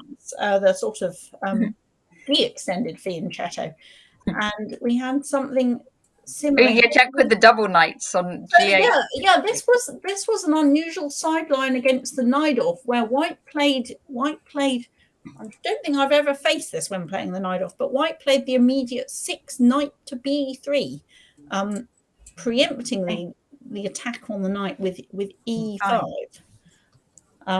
So I don't know if this is new and trendy, or just a way of getting the opponent out of theory, or possibly both. They usually are these days. Okay, and knight d7, a4. So 6a4 is very normal, and I can't off the top of my head work out what the nuances of, or might be, of putting the knight on. Yeah. I suppose that's quite interesting, actually, is that and this echoes actually something we were talking about in another game, I think yesterday, of black's already committed the knight to d7 now, and actually against 6a4 against the Najdorf, then knight c6 is one of black's better responses to because if we just go back here, put it on the board, a4, knight c6, and the point being is that White sometimes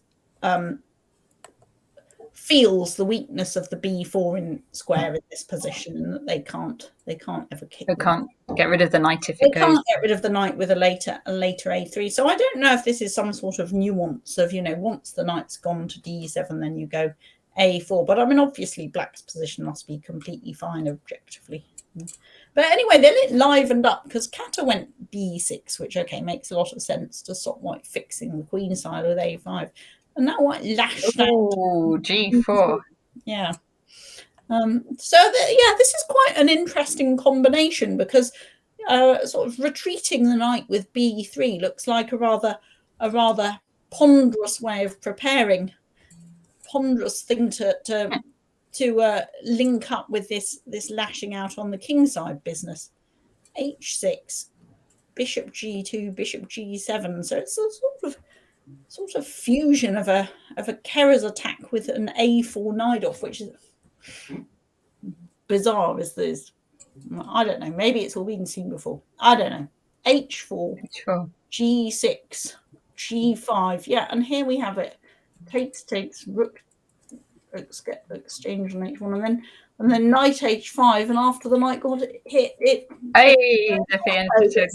fianchettoed itself on g7. So I don't know. I think we've seen in 2 days of watching chess, we've seen an awful lot of knights parking themselves over on that square. And yeah, so William Price went bishop e3, and I don't know. I think I looked at this briefly earlier, and I maybe as black I would be tempted now to get it off the board there and try and fianchetto the more conventional bishop.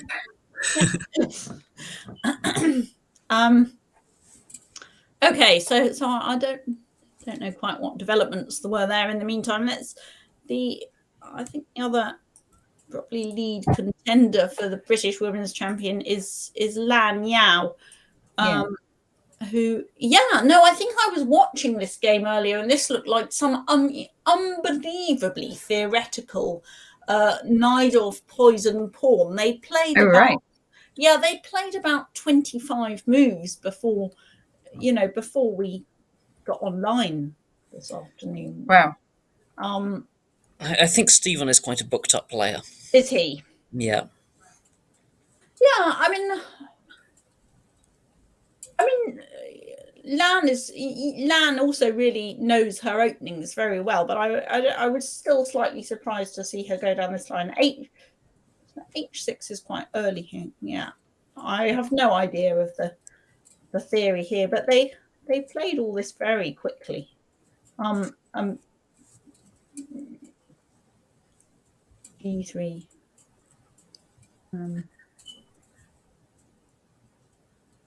Yes, I think I saw the game at around this point. Yeah, I saw it. You can tell from the move times that this is obviously all very well known. And to be honest, you certainly wouldn't want to play this position without knowing it inside out.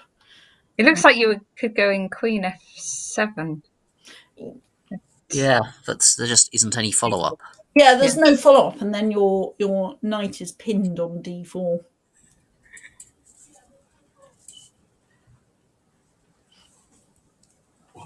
But obviously it's Queen F7 that deters black, for example, from Queen takes c4. Yeah, queen takes c4, which presumably loses by some manner of means. Queen F, I guess. Yeah. Maybe you play queen. I guess you play queen F7 check. I don't know. King d8. And then then maybe just queen takes g7. No, protecting. Is that a strong move?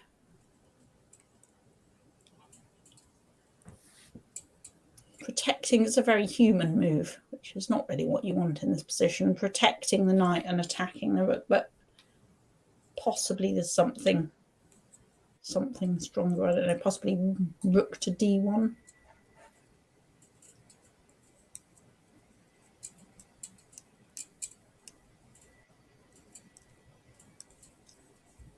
Yeah, I mean they must know this.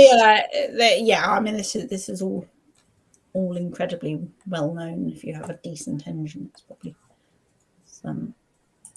Yeah, but they got very quickly. So it ends up in this end game.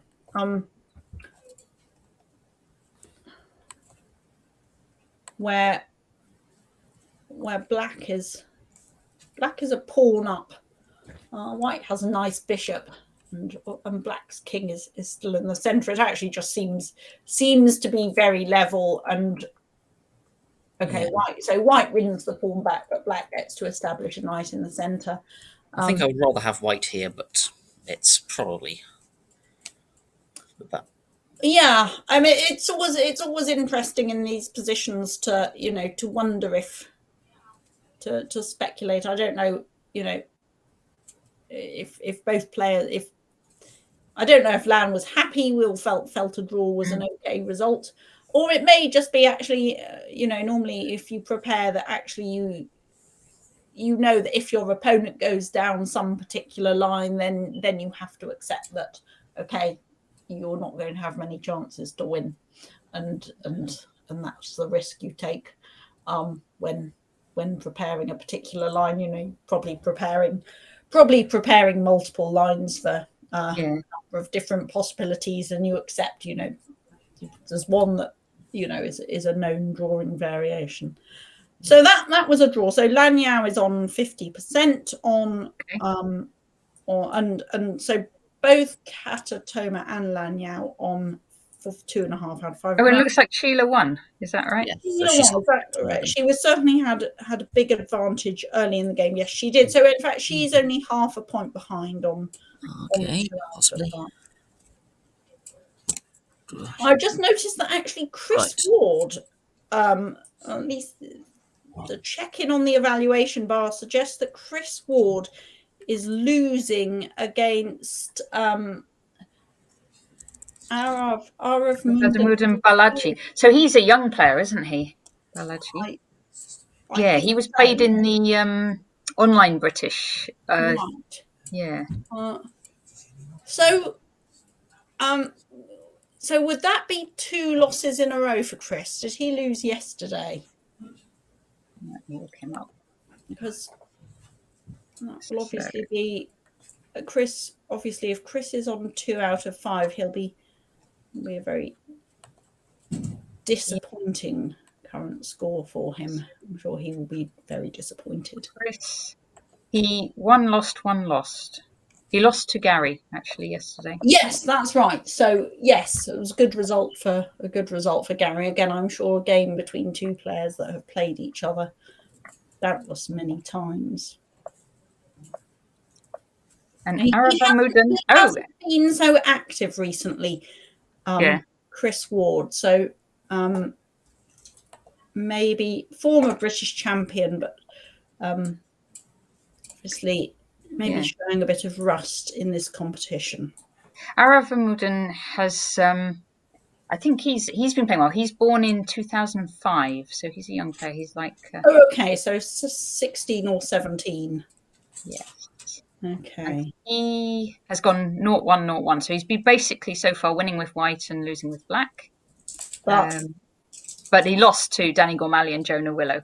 So this one still actually hasn't. Is this correct? Oh no, hang on. Where are we? No, this one I wasn't on the last move. So no, they're well past the time. Oh, okay, we weren't on the last move. So this is the current position. Okay, we were some moves back, but yeah.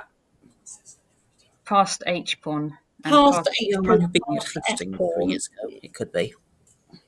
Say that again, Jack. I think this is the young man who beat me at Hastings 3 years ago. It could be. As a 14. No, I mean he's had lots of good results. I remember him on the online British doing really well. Yeah.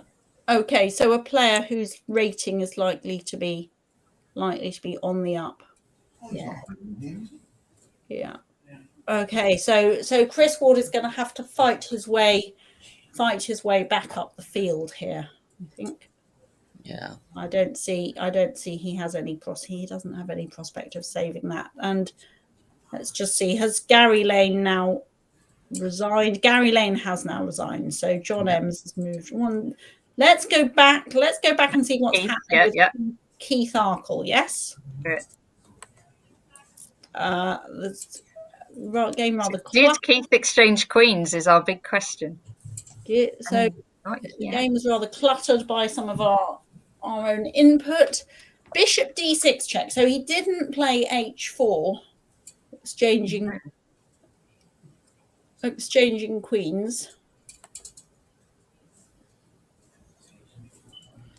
King g8.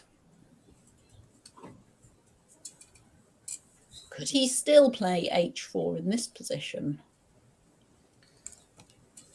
You would think so, wouldn't you? He could, right? He could do. Let's see what the online Stockfish thinks of that.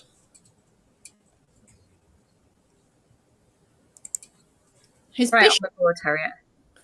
Okay, we want it on the board, right? Sorry. Okay, so it doesn't. Stockfish doesn't like it on anymore in this position. I suspect. Yeah, I mean, White's bishop here is now on a worse. Seems to me on a worse place on de6 because it's just a bit more vulnerable to. It's a little bit more vulnerable to Black's knight maneuvers.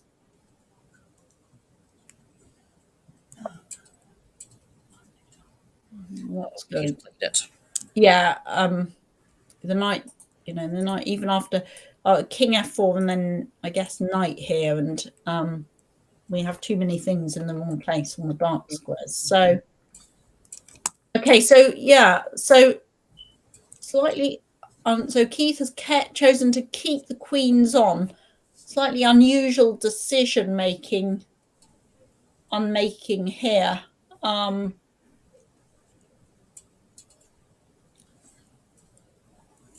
Maybe he's planning bishop takes knight next, and then trying to bring his queen along the h2 to b8 diagonal. Sorry, say that again. Oh, I think maybe Keith's idea is that he wants to play bishop takes knight next, and then bring his queen along the h2 to b8 diagonal. His bishop's not attacking the knight. His bishop's not attacking the knight. How's he going to capture it?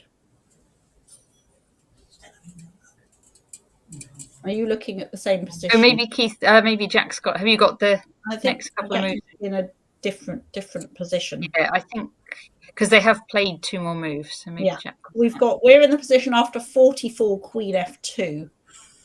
Yeah, Black's played knight f8 and White's. Oh, I see. Okay, so Jack's moved on. Knight f8. Okay. Yeah, h4. Okay, so he's played it now. Yeah. Yeah.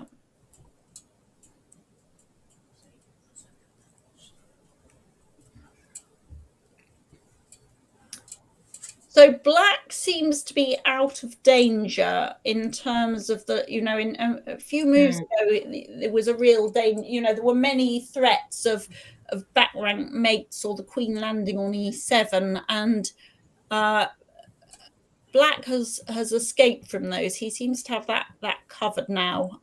His pieces are coordinating better. I think that Keith has lost the thread a little in this one. So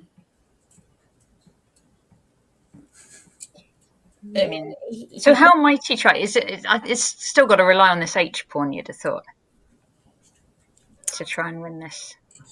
Well, I mean, I'm not convinced he's going to be better or much better in an endgame anymore if the queens come off, because Black. Springer Chess is saying Black's king looks cut off, and that's true, isn't it? So Black. Well, it depends where Black's king is quite well. You see now Black has just played queen f5, so actually now, okay, Ezra thinks he's happy to exchange queens. The evaluation bar doesn't agree.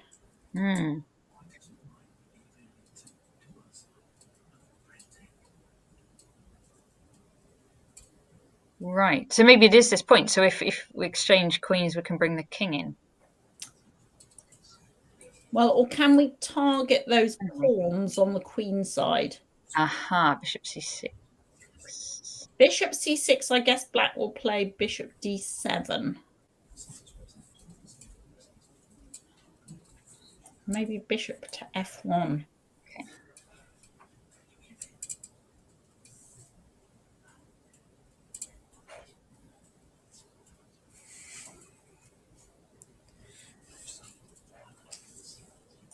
Bishop to f1. Bishop, I guess, comes back to d7, and then do we?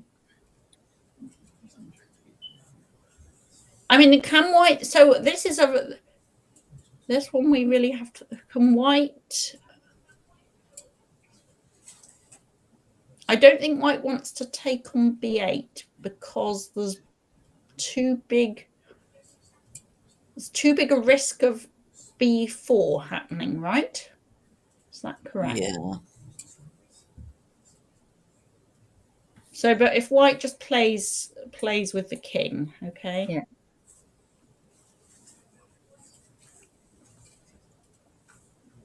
Somehow I feel that knight has gone too passive with its retreat on 8. Although it could jump out, right? It's not obliged. Well, I think the thing is, it's all about time. It's because specifically in the position we were looking at a couple of moves ago, then it was hopping into d4 now. It was hopping into d4 now, and white was struggling to cover the f5 square in time with the bishop on d6, the king on g3, and the pawn on h4. White's king is moving in very swiftly, so. Yeah. So those tempi are probably quite important. Yeah. Although the knight will have to move, won't it? If the king is if black's king's gonna come out. Well, the white knight is probably going to have to move simply because black's a bit short of pieces that can. Yes. Move.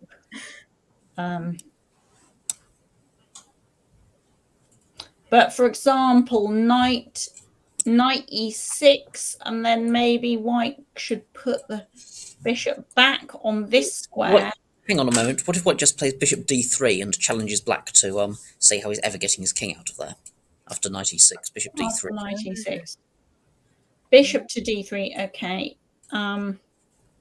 Right, and this is Springer Chess's point. Black's king's cut off in the endgame. Well, okay, but if the knight comes to d4, you see, I was trying to keep you out of the d4 square. Okay. Because my hunch was that was causing us some bother. Okay, king f4. King f4. Okay, fair enough. And we are. Yes, and we're being kept out, aren't we?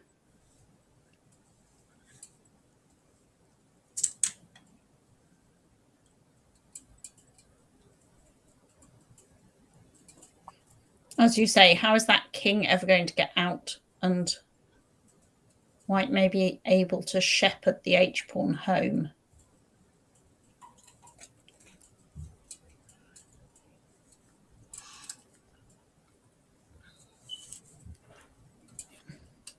Gosh.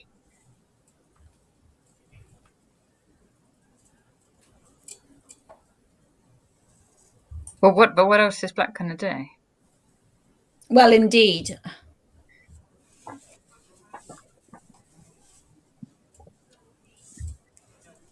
Black's pieces are kind of in a box, aren't they? Mm.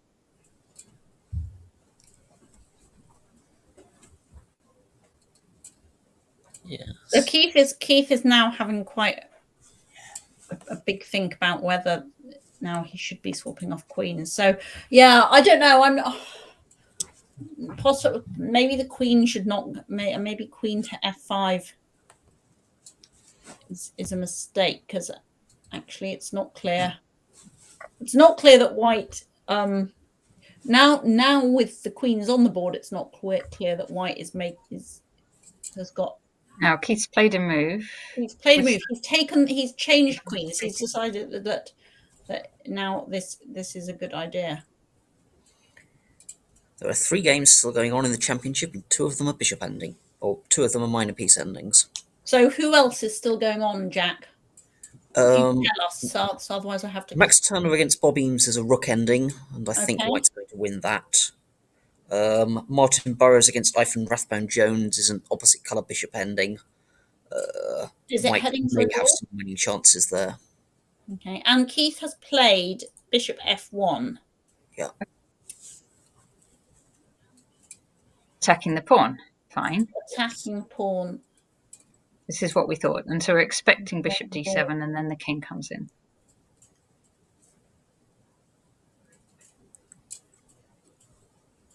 So Keith was going to enjoy this. Yeah. Yeah, but he's also got to, and possibly he has now after I think a couple of maybe slightly inaccurate moves just after the time control. Looks maybe he's now taken a deep breath and recovered his poise. This is probably a game he feels he should have put away earlier. But like I said, if anyone can sort of move on from that psychological blow, then Keith is someone I would put my money on to do that. And it could be that Black's position really collapses quite quickly here, because unless he can find a way to create for some counter threats on White's pawns and tie up or put White's pieces on awkward squares, then we saw in our analysis just now that White could very easily just get the king in and then shepherd that H pawn home. I mean, I suspect Black may end up resorting to some sort of miserable defense of trying to put the knight on H7, but Black's going to be left with no moves. I mean, I can imagine that Black can't hold in that way. I can imagine a position where the Black knight is on H7. That's not a suggestion. I want that as a suggestion.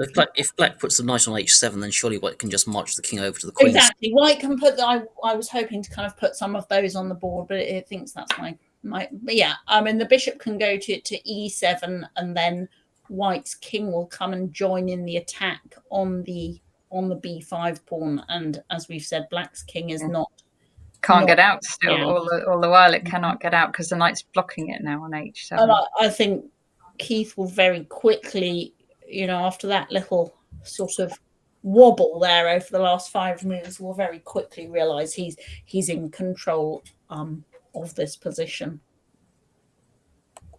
And so Keith probably now I think now we can be more confident that Keith Archer will take the outright lead. Sole leader. On 4.5 out of 5. Well, I mean, he was also one of my tips for the tournament. I sort of, like many people, bracket Keith Arkle and Mark Hebden together. They're absolute champions of the British tournament circuit, have won I don't know how many hundreds of opens between them. Do you know, I've looked up about 3 or 4 times in the last few days who all the previous British champions are, and I've forgotten already, so I'm going to look it up again. Whether Keith won it before? No. So we were having this discussion yesterday of which. Except he won the online one, didn't he? He won the online British for sure. He came equal first in 2008, but lost to Conquest in a playoff. Oh, I'd forgotten that. Playoff. So we were trying to remember who the former British champions were that we have in this field, and both Adam and I, we got our first pick was Chris Ward was the one we. Yes, Chris Ward won in 96. Chris Ward won in 96 in Nottingham. John Ems, I know, tied for first once. Yes, he was in the playoff in 97. Oh, it was 97. He's not listed as a winner here on Wikipedia. No. I think that was a 4-way. Nick Pert won last year. Yeah. So it's just Pert and Ward, isn't it? Yes. So a very open field this year. And as we were saying yesterday, then Keith Arkle and Mark Hebden are very, very highly motivated. I know that Keith is very keen to get his rating back up there, and obviously it will be doing that if we hover over. And Danny as well would love to win this. Okay, so Keith is already gaining 6 rating points. We'll add to that if he wins this game. But you know what? I think a younger player might win. Okay, yeah. Well, so this was what we were saying yesterday: is that it's an open field, and there are. There could be sort of any generation, really. I mean, it's still early days in this tournament. There's still 4 rounds. I mean, like Brandon Clark, maybe. Yeah. Do you think he could win? Yeah, Brandon Clark. Or I mean, Matthew Wadsworth is on 4 points out of 5. Yeah.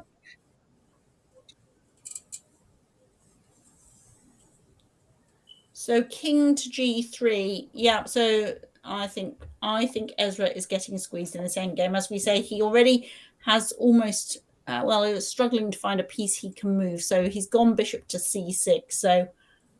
What about, hang on a minute, Jack, what are your ambitions here on this British? Are you all out to be champion, or are you seeing how it goes?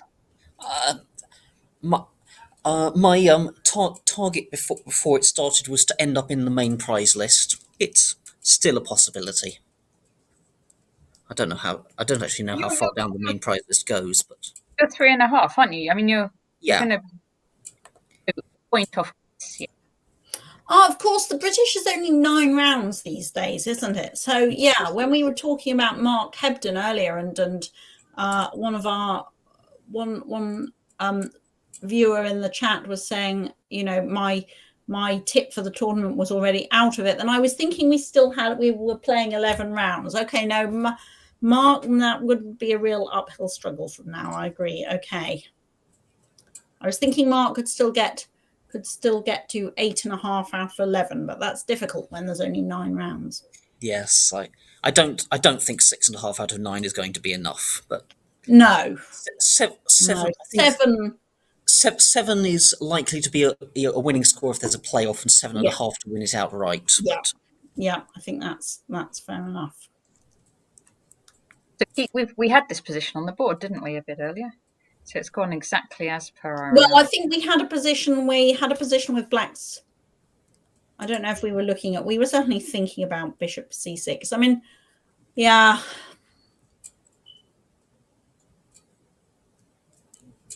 The problem is wherever black puts his knight, it kind of irritates white for one move only, doesn't it? All right, so if it comes out now, let's say to e6 check. E6 check. Well, I was just wondering whether it could go to d7 and then b6. Ah, okay. Let's see that. Well, I'm not really convinced, Natasha. I mean, king, I guess f5, and then the problem is, again, every time it hassles white, it does so for a maximum of one move. Knight to c4, and we just drop our bishop back to c5. okay, if you do that, white might play king g5. Yeah. And well, yeah, the bishop, and every time we just say sort of, so what? yes. Yeah. Black does have to worry about things like getting caught in a mating net, among other things. Yeah. Yeah. I mean, unless king g5, knight c4, bishop c5, unless black can try and transfer the bishop to e4. Maybe. But I don't really believe it. I mean, white could always head round the other way with bishop h3 to d7, right? Yeah. Okay, so I mean, for another example, let's look at knight e6, king, I guess e5 here to take the d4 square away. Yeah. Well, that's even worse, or at least yeah. Black just has nothing. I mean, it's a horrible position. Actually, Ezra probably feels he can't quite resign this yet, but it's only going in one direction. I think many people have had similar positions against Keith. It's so true. It's slightly a case of going through the motions now. He doesn't even seem to have to play. He doesn't even seem to have to play that accurately to just improve his position here. The moves are very natural.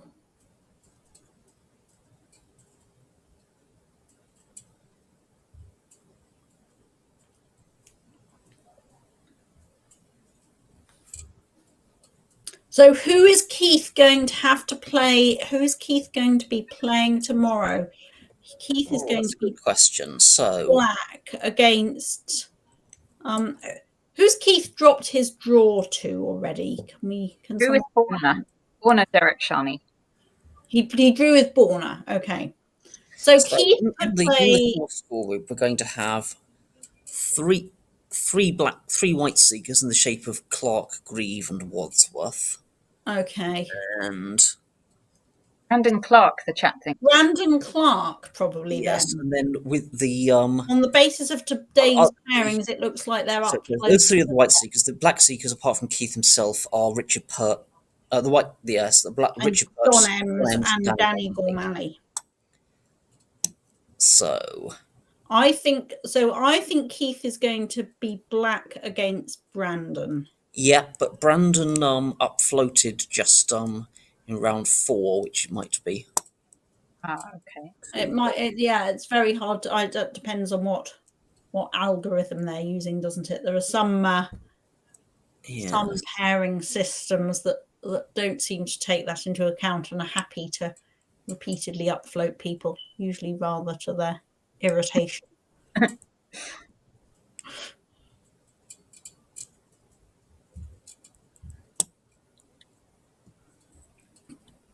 But broadly speaking, in fact, it is going to be a battle of players of the younger generation having white. So Brandon will get white, and Matthew Wadsworth and Harry Grieve we would expect to get white against John Ems and Danny Gormally and Keith Arkle in some combination, right? Yes, with Richard Pert presumably getting the down float to somebody. And Richard Pert possibly getting the down float. He hopes not to his brother, I imagine. True. Could be. Yes, probably unlikely. 3.5, it could well be his brother. You think? Yeah, probably. I mean, and there's an argument that, of course, that it's better to get it out of the way now than in round 9. But yes, that was an issue in the Coventry British. I think when was that? 2015, right. Where they avoided the pairing Pert v Pert in round 3, and then it came up in round 11. Yeah. Well, it was also nearly an issue in the Olympiad, wasn't it? When there was a very real possibility that India won against India. Had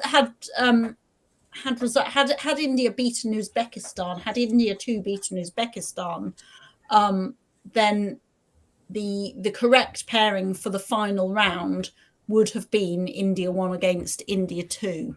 Yes. With all the complications that entails. Yes. Yes. I don't know if any pairing system actually has an explicit, makes explicit recommendations as to what to do when where there's a clear sort of not quite conflict of interests, but yeah. But when you have players or teams, you can set it to be impossible, can't you? You can that wouldn't be quite appropriate. You could set it to be, yeah. I mean, if you're doing it for all play alls, you usually have the rule that they must play each other in round 1. Yes.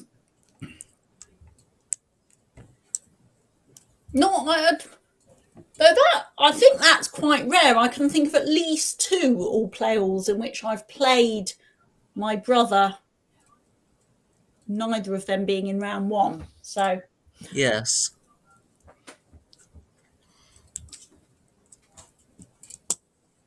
There was an all play all quite recently where there was a pair of siblings from Ireland who played each other in the last round, and I thought, that might be interesting with regards to if they needed specific results for a norm. Yes. Trisha, one of those. Trisha and Taryn, I think. Yeah. Yes. Okay, so this is all general chit chat to So Keith is still thinking he's down to just under 3 minutes here. No, Right. he's made a move. He's played king g5. Okay. We're now down to two games remaining, Keith's and Turner against Eames. Okay. So Bob Eames did Bob Eames have quite a good start? Did he? He won his first 2 games, and it looks like Yes. he's now losing his next 3. Okay, right. That happens sometimes, doesn't it? If you have a really exciting start and then Yeah. you get all the hard opponents. And I mean, look, he's played Jonah Willow, Chris Ward, Danny Gormley, and Nick Pert, so he's played quite a tough field. Yes. Yes. Okay, so we were maybe expecting king to f5 there, but Keith's put his king on g5. I think he might put his bishop on d3 and then just push his h pawn. Yeah. Yeah.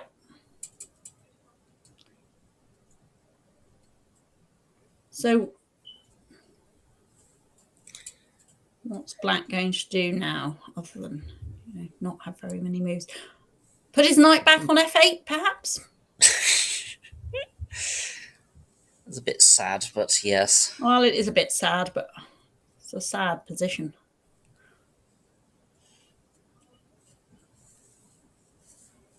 I mean, it threatens some checks, and that's kind of about all you can do in often all you can do in this sort of position as Black is you threaten some checks and hope your opponent with your irritating knight and hope your opponent somehow ties himself up in knots. And makes life unnecessarily complicated.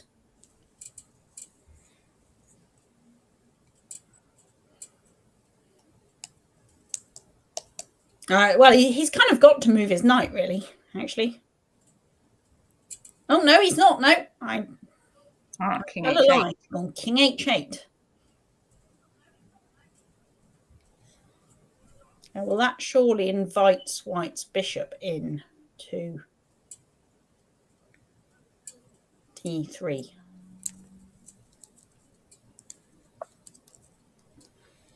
Which Keith has played very quickly. Yes. I think he spotted the mating net. How do you set it up though, Jack? Because we don't have.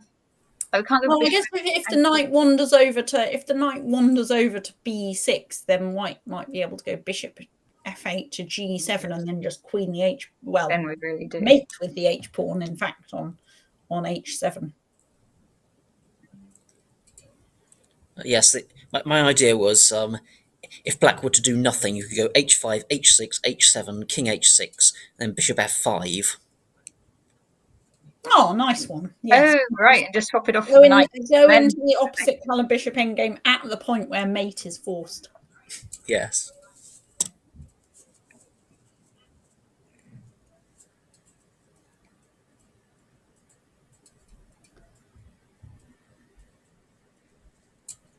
So h5 now. Is that enough? h5, and then surely he has to go knight to f8.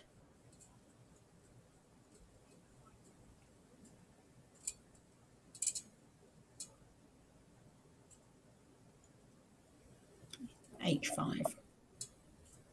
Yeah, he's played it. He's played it.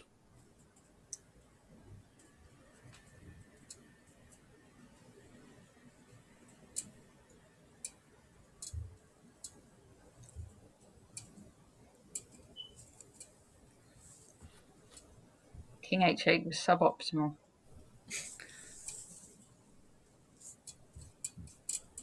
Although it's hard to really think of good moves. Yeah, I guess he had to do something with his knight and force White to play a little more accurately.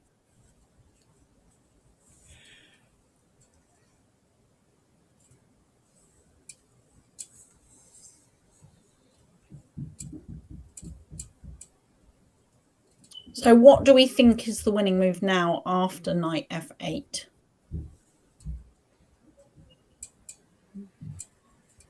Yeah. Bishop e7 looks good.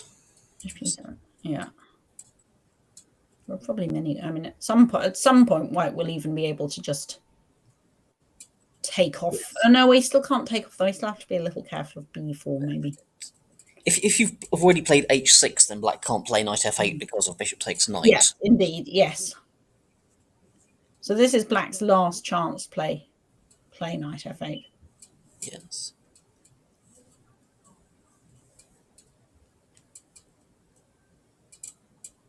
It's a kind of textbook demonstration of bishops being better than knights, this position, isn't it, really? Yeah.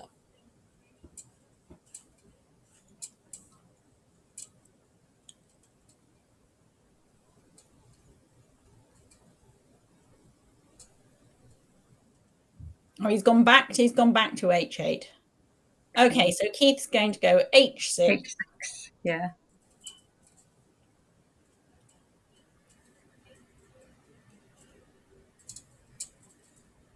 So, okay, h6, if he... Because he then can't go knight f8. So h6, he has to go king Well, g8. and then if he goes back to g8, then we have h7, king h8, king h6, and then this bishop f5 idea of bishop f5. Oh yeah. So well, he's decided he'll go this way. So maybe he's just had enough.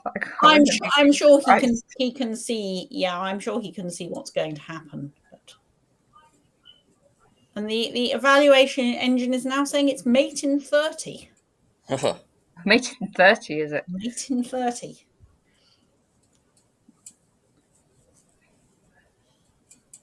h7. No choice there. No choice there. Other than resigning, which... resigning might be what he said. Mate in 11, according to the Elichess viewer.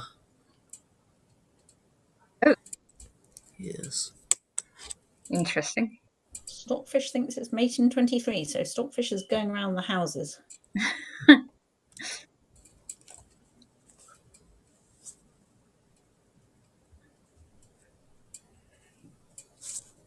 Whereas we're thinking it's about mate in 6, aren't we? Like king h8, yes, king h6. The engines are no doubt giving up. Yeah, I mean the engines can jettison some stuff here, there, and everywhere on the way. Hang on though, if we go king h6, isn't... No, knight takes f6, bishop e5. Yeah, I was just covering that one.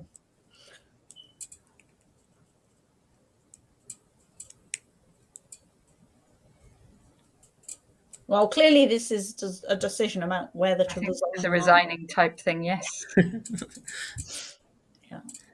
Black thinks for a long time. He wants to be kind and allow Keith to actually deliver mate on the board. What do you guys think? Do you let them deliver mate, or do you resign before we get there? I would probably let him deliver mate. Deliver mate.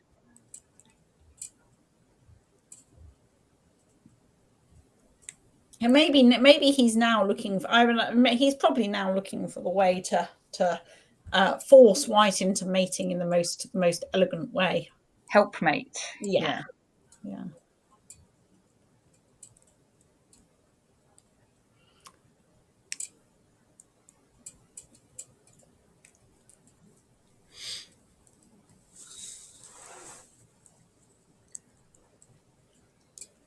I mean, it's quite lucky, really. It's quite lucky, really, that Black still has his b5 pawn in this position, because otherwise, there might be actually some stalemate tricks. Yeah. Well, he might be looking for that, mightn't he? Yeah, well, I suspect he's not really looking for it, because I think it's very clear that, he's always going to have that b5 pawn. But, if it wasn't there, then, for example, bishop to e4, bishop takes e4, knight takes f6, and then bishop to e5 would be stalemate. So, but even then, in that line, we would have bishop instead of bishop e5. So a number of other options. Yes.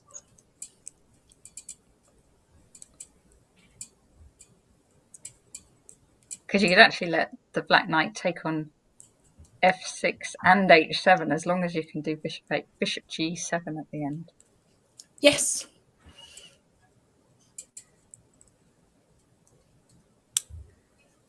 Maybe they're going to go for a line where black just runs a pawn and white totally ignores it because there's mate, because you mates immediately after black queens. Yeah, I don't think black. I suspect black can't even get that far. I mean, not unless white deliberately faffs around, which has been known. Yeah, I imagine that Ezra is a little bit disappointed here because I mean, a dozen moves ago, it really felt like he was sort of actually making life very quite difficult for Keith, and really fighting his way back into it almost. And then it's kind of as it was that time when they exchanged the queens, wasn't it? Because yeah, well, it's quite interesting because it looked. I mean, from our rather superficial analysis, it looked like actually there might be some versions of exchanging queens where black was close to black only had a minor disadvantage, but somehow the position in which he did exchange queens, then he was very significantly worse.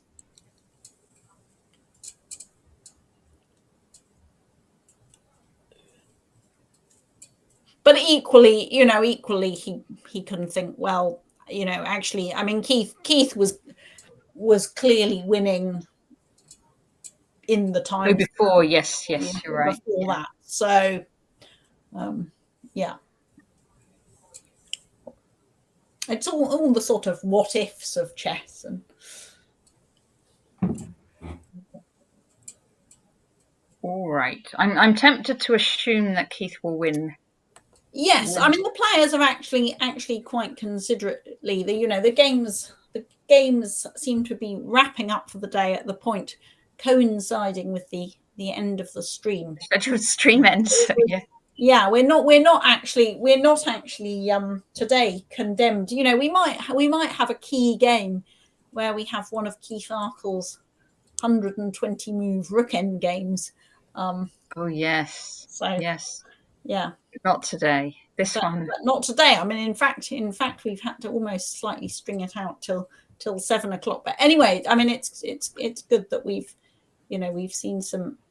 managed to see some exciting. Yeah, after our slightly slow start today with some technical issues, but we've got it all sorted. Seems so. Touch wood. Okay, so we're going to be back now. Actually, none of us are going to be back. Probably it's going to be tomorrow. Is, if I remember right, it's Tom Rendell and John Blackburn giving commentary. I'll be back with John Spielman on Friday. Thanks everybody very much for all your comments in the chat. Thanks, of course, to Harriet and Jack. Thank you. And thanks everyone very much for watching.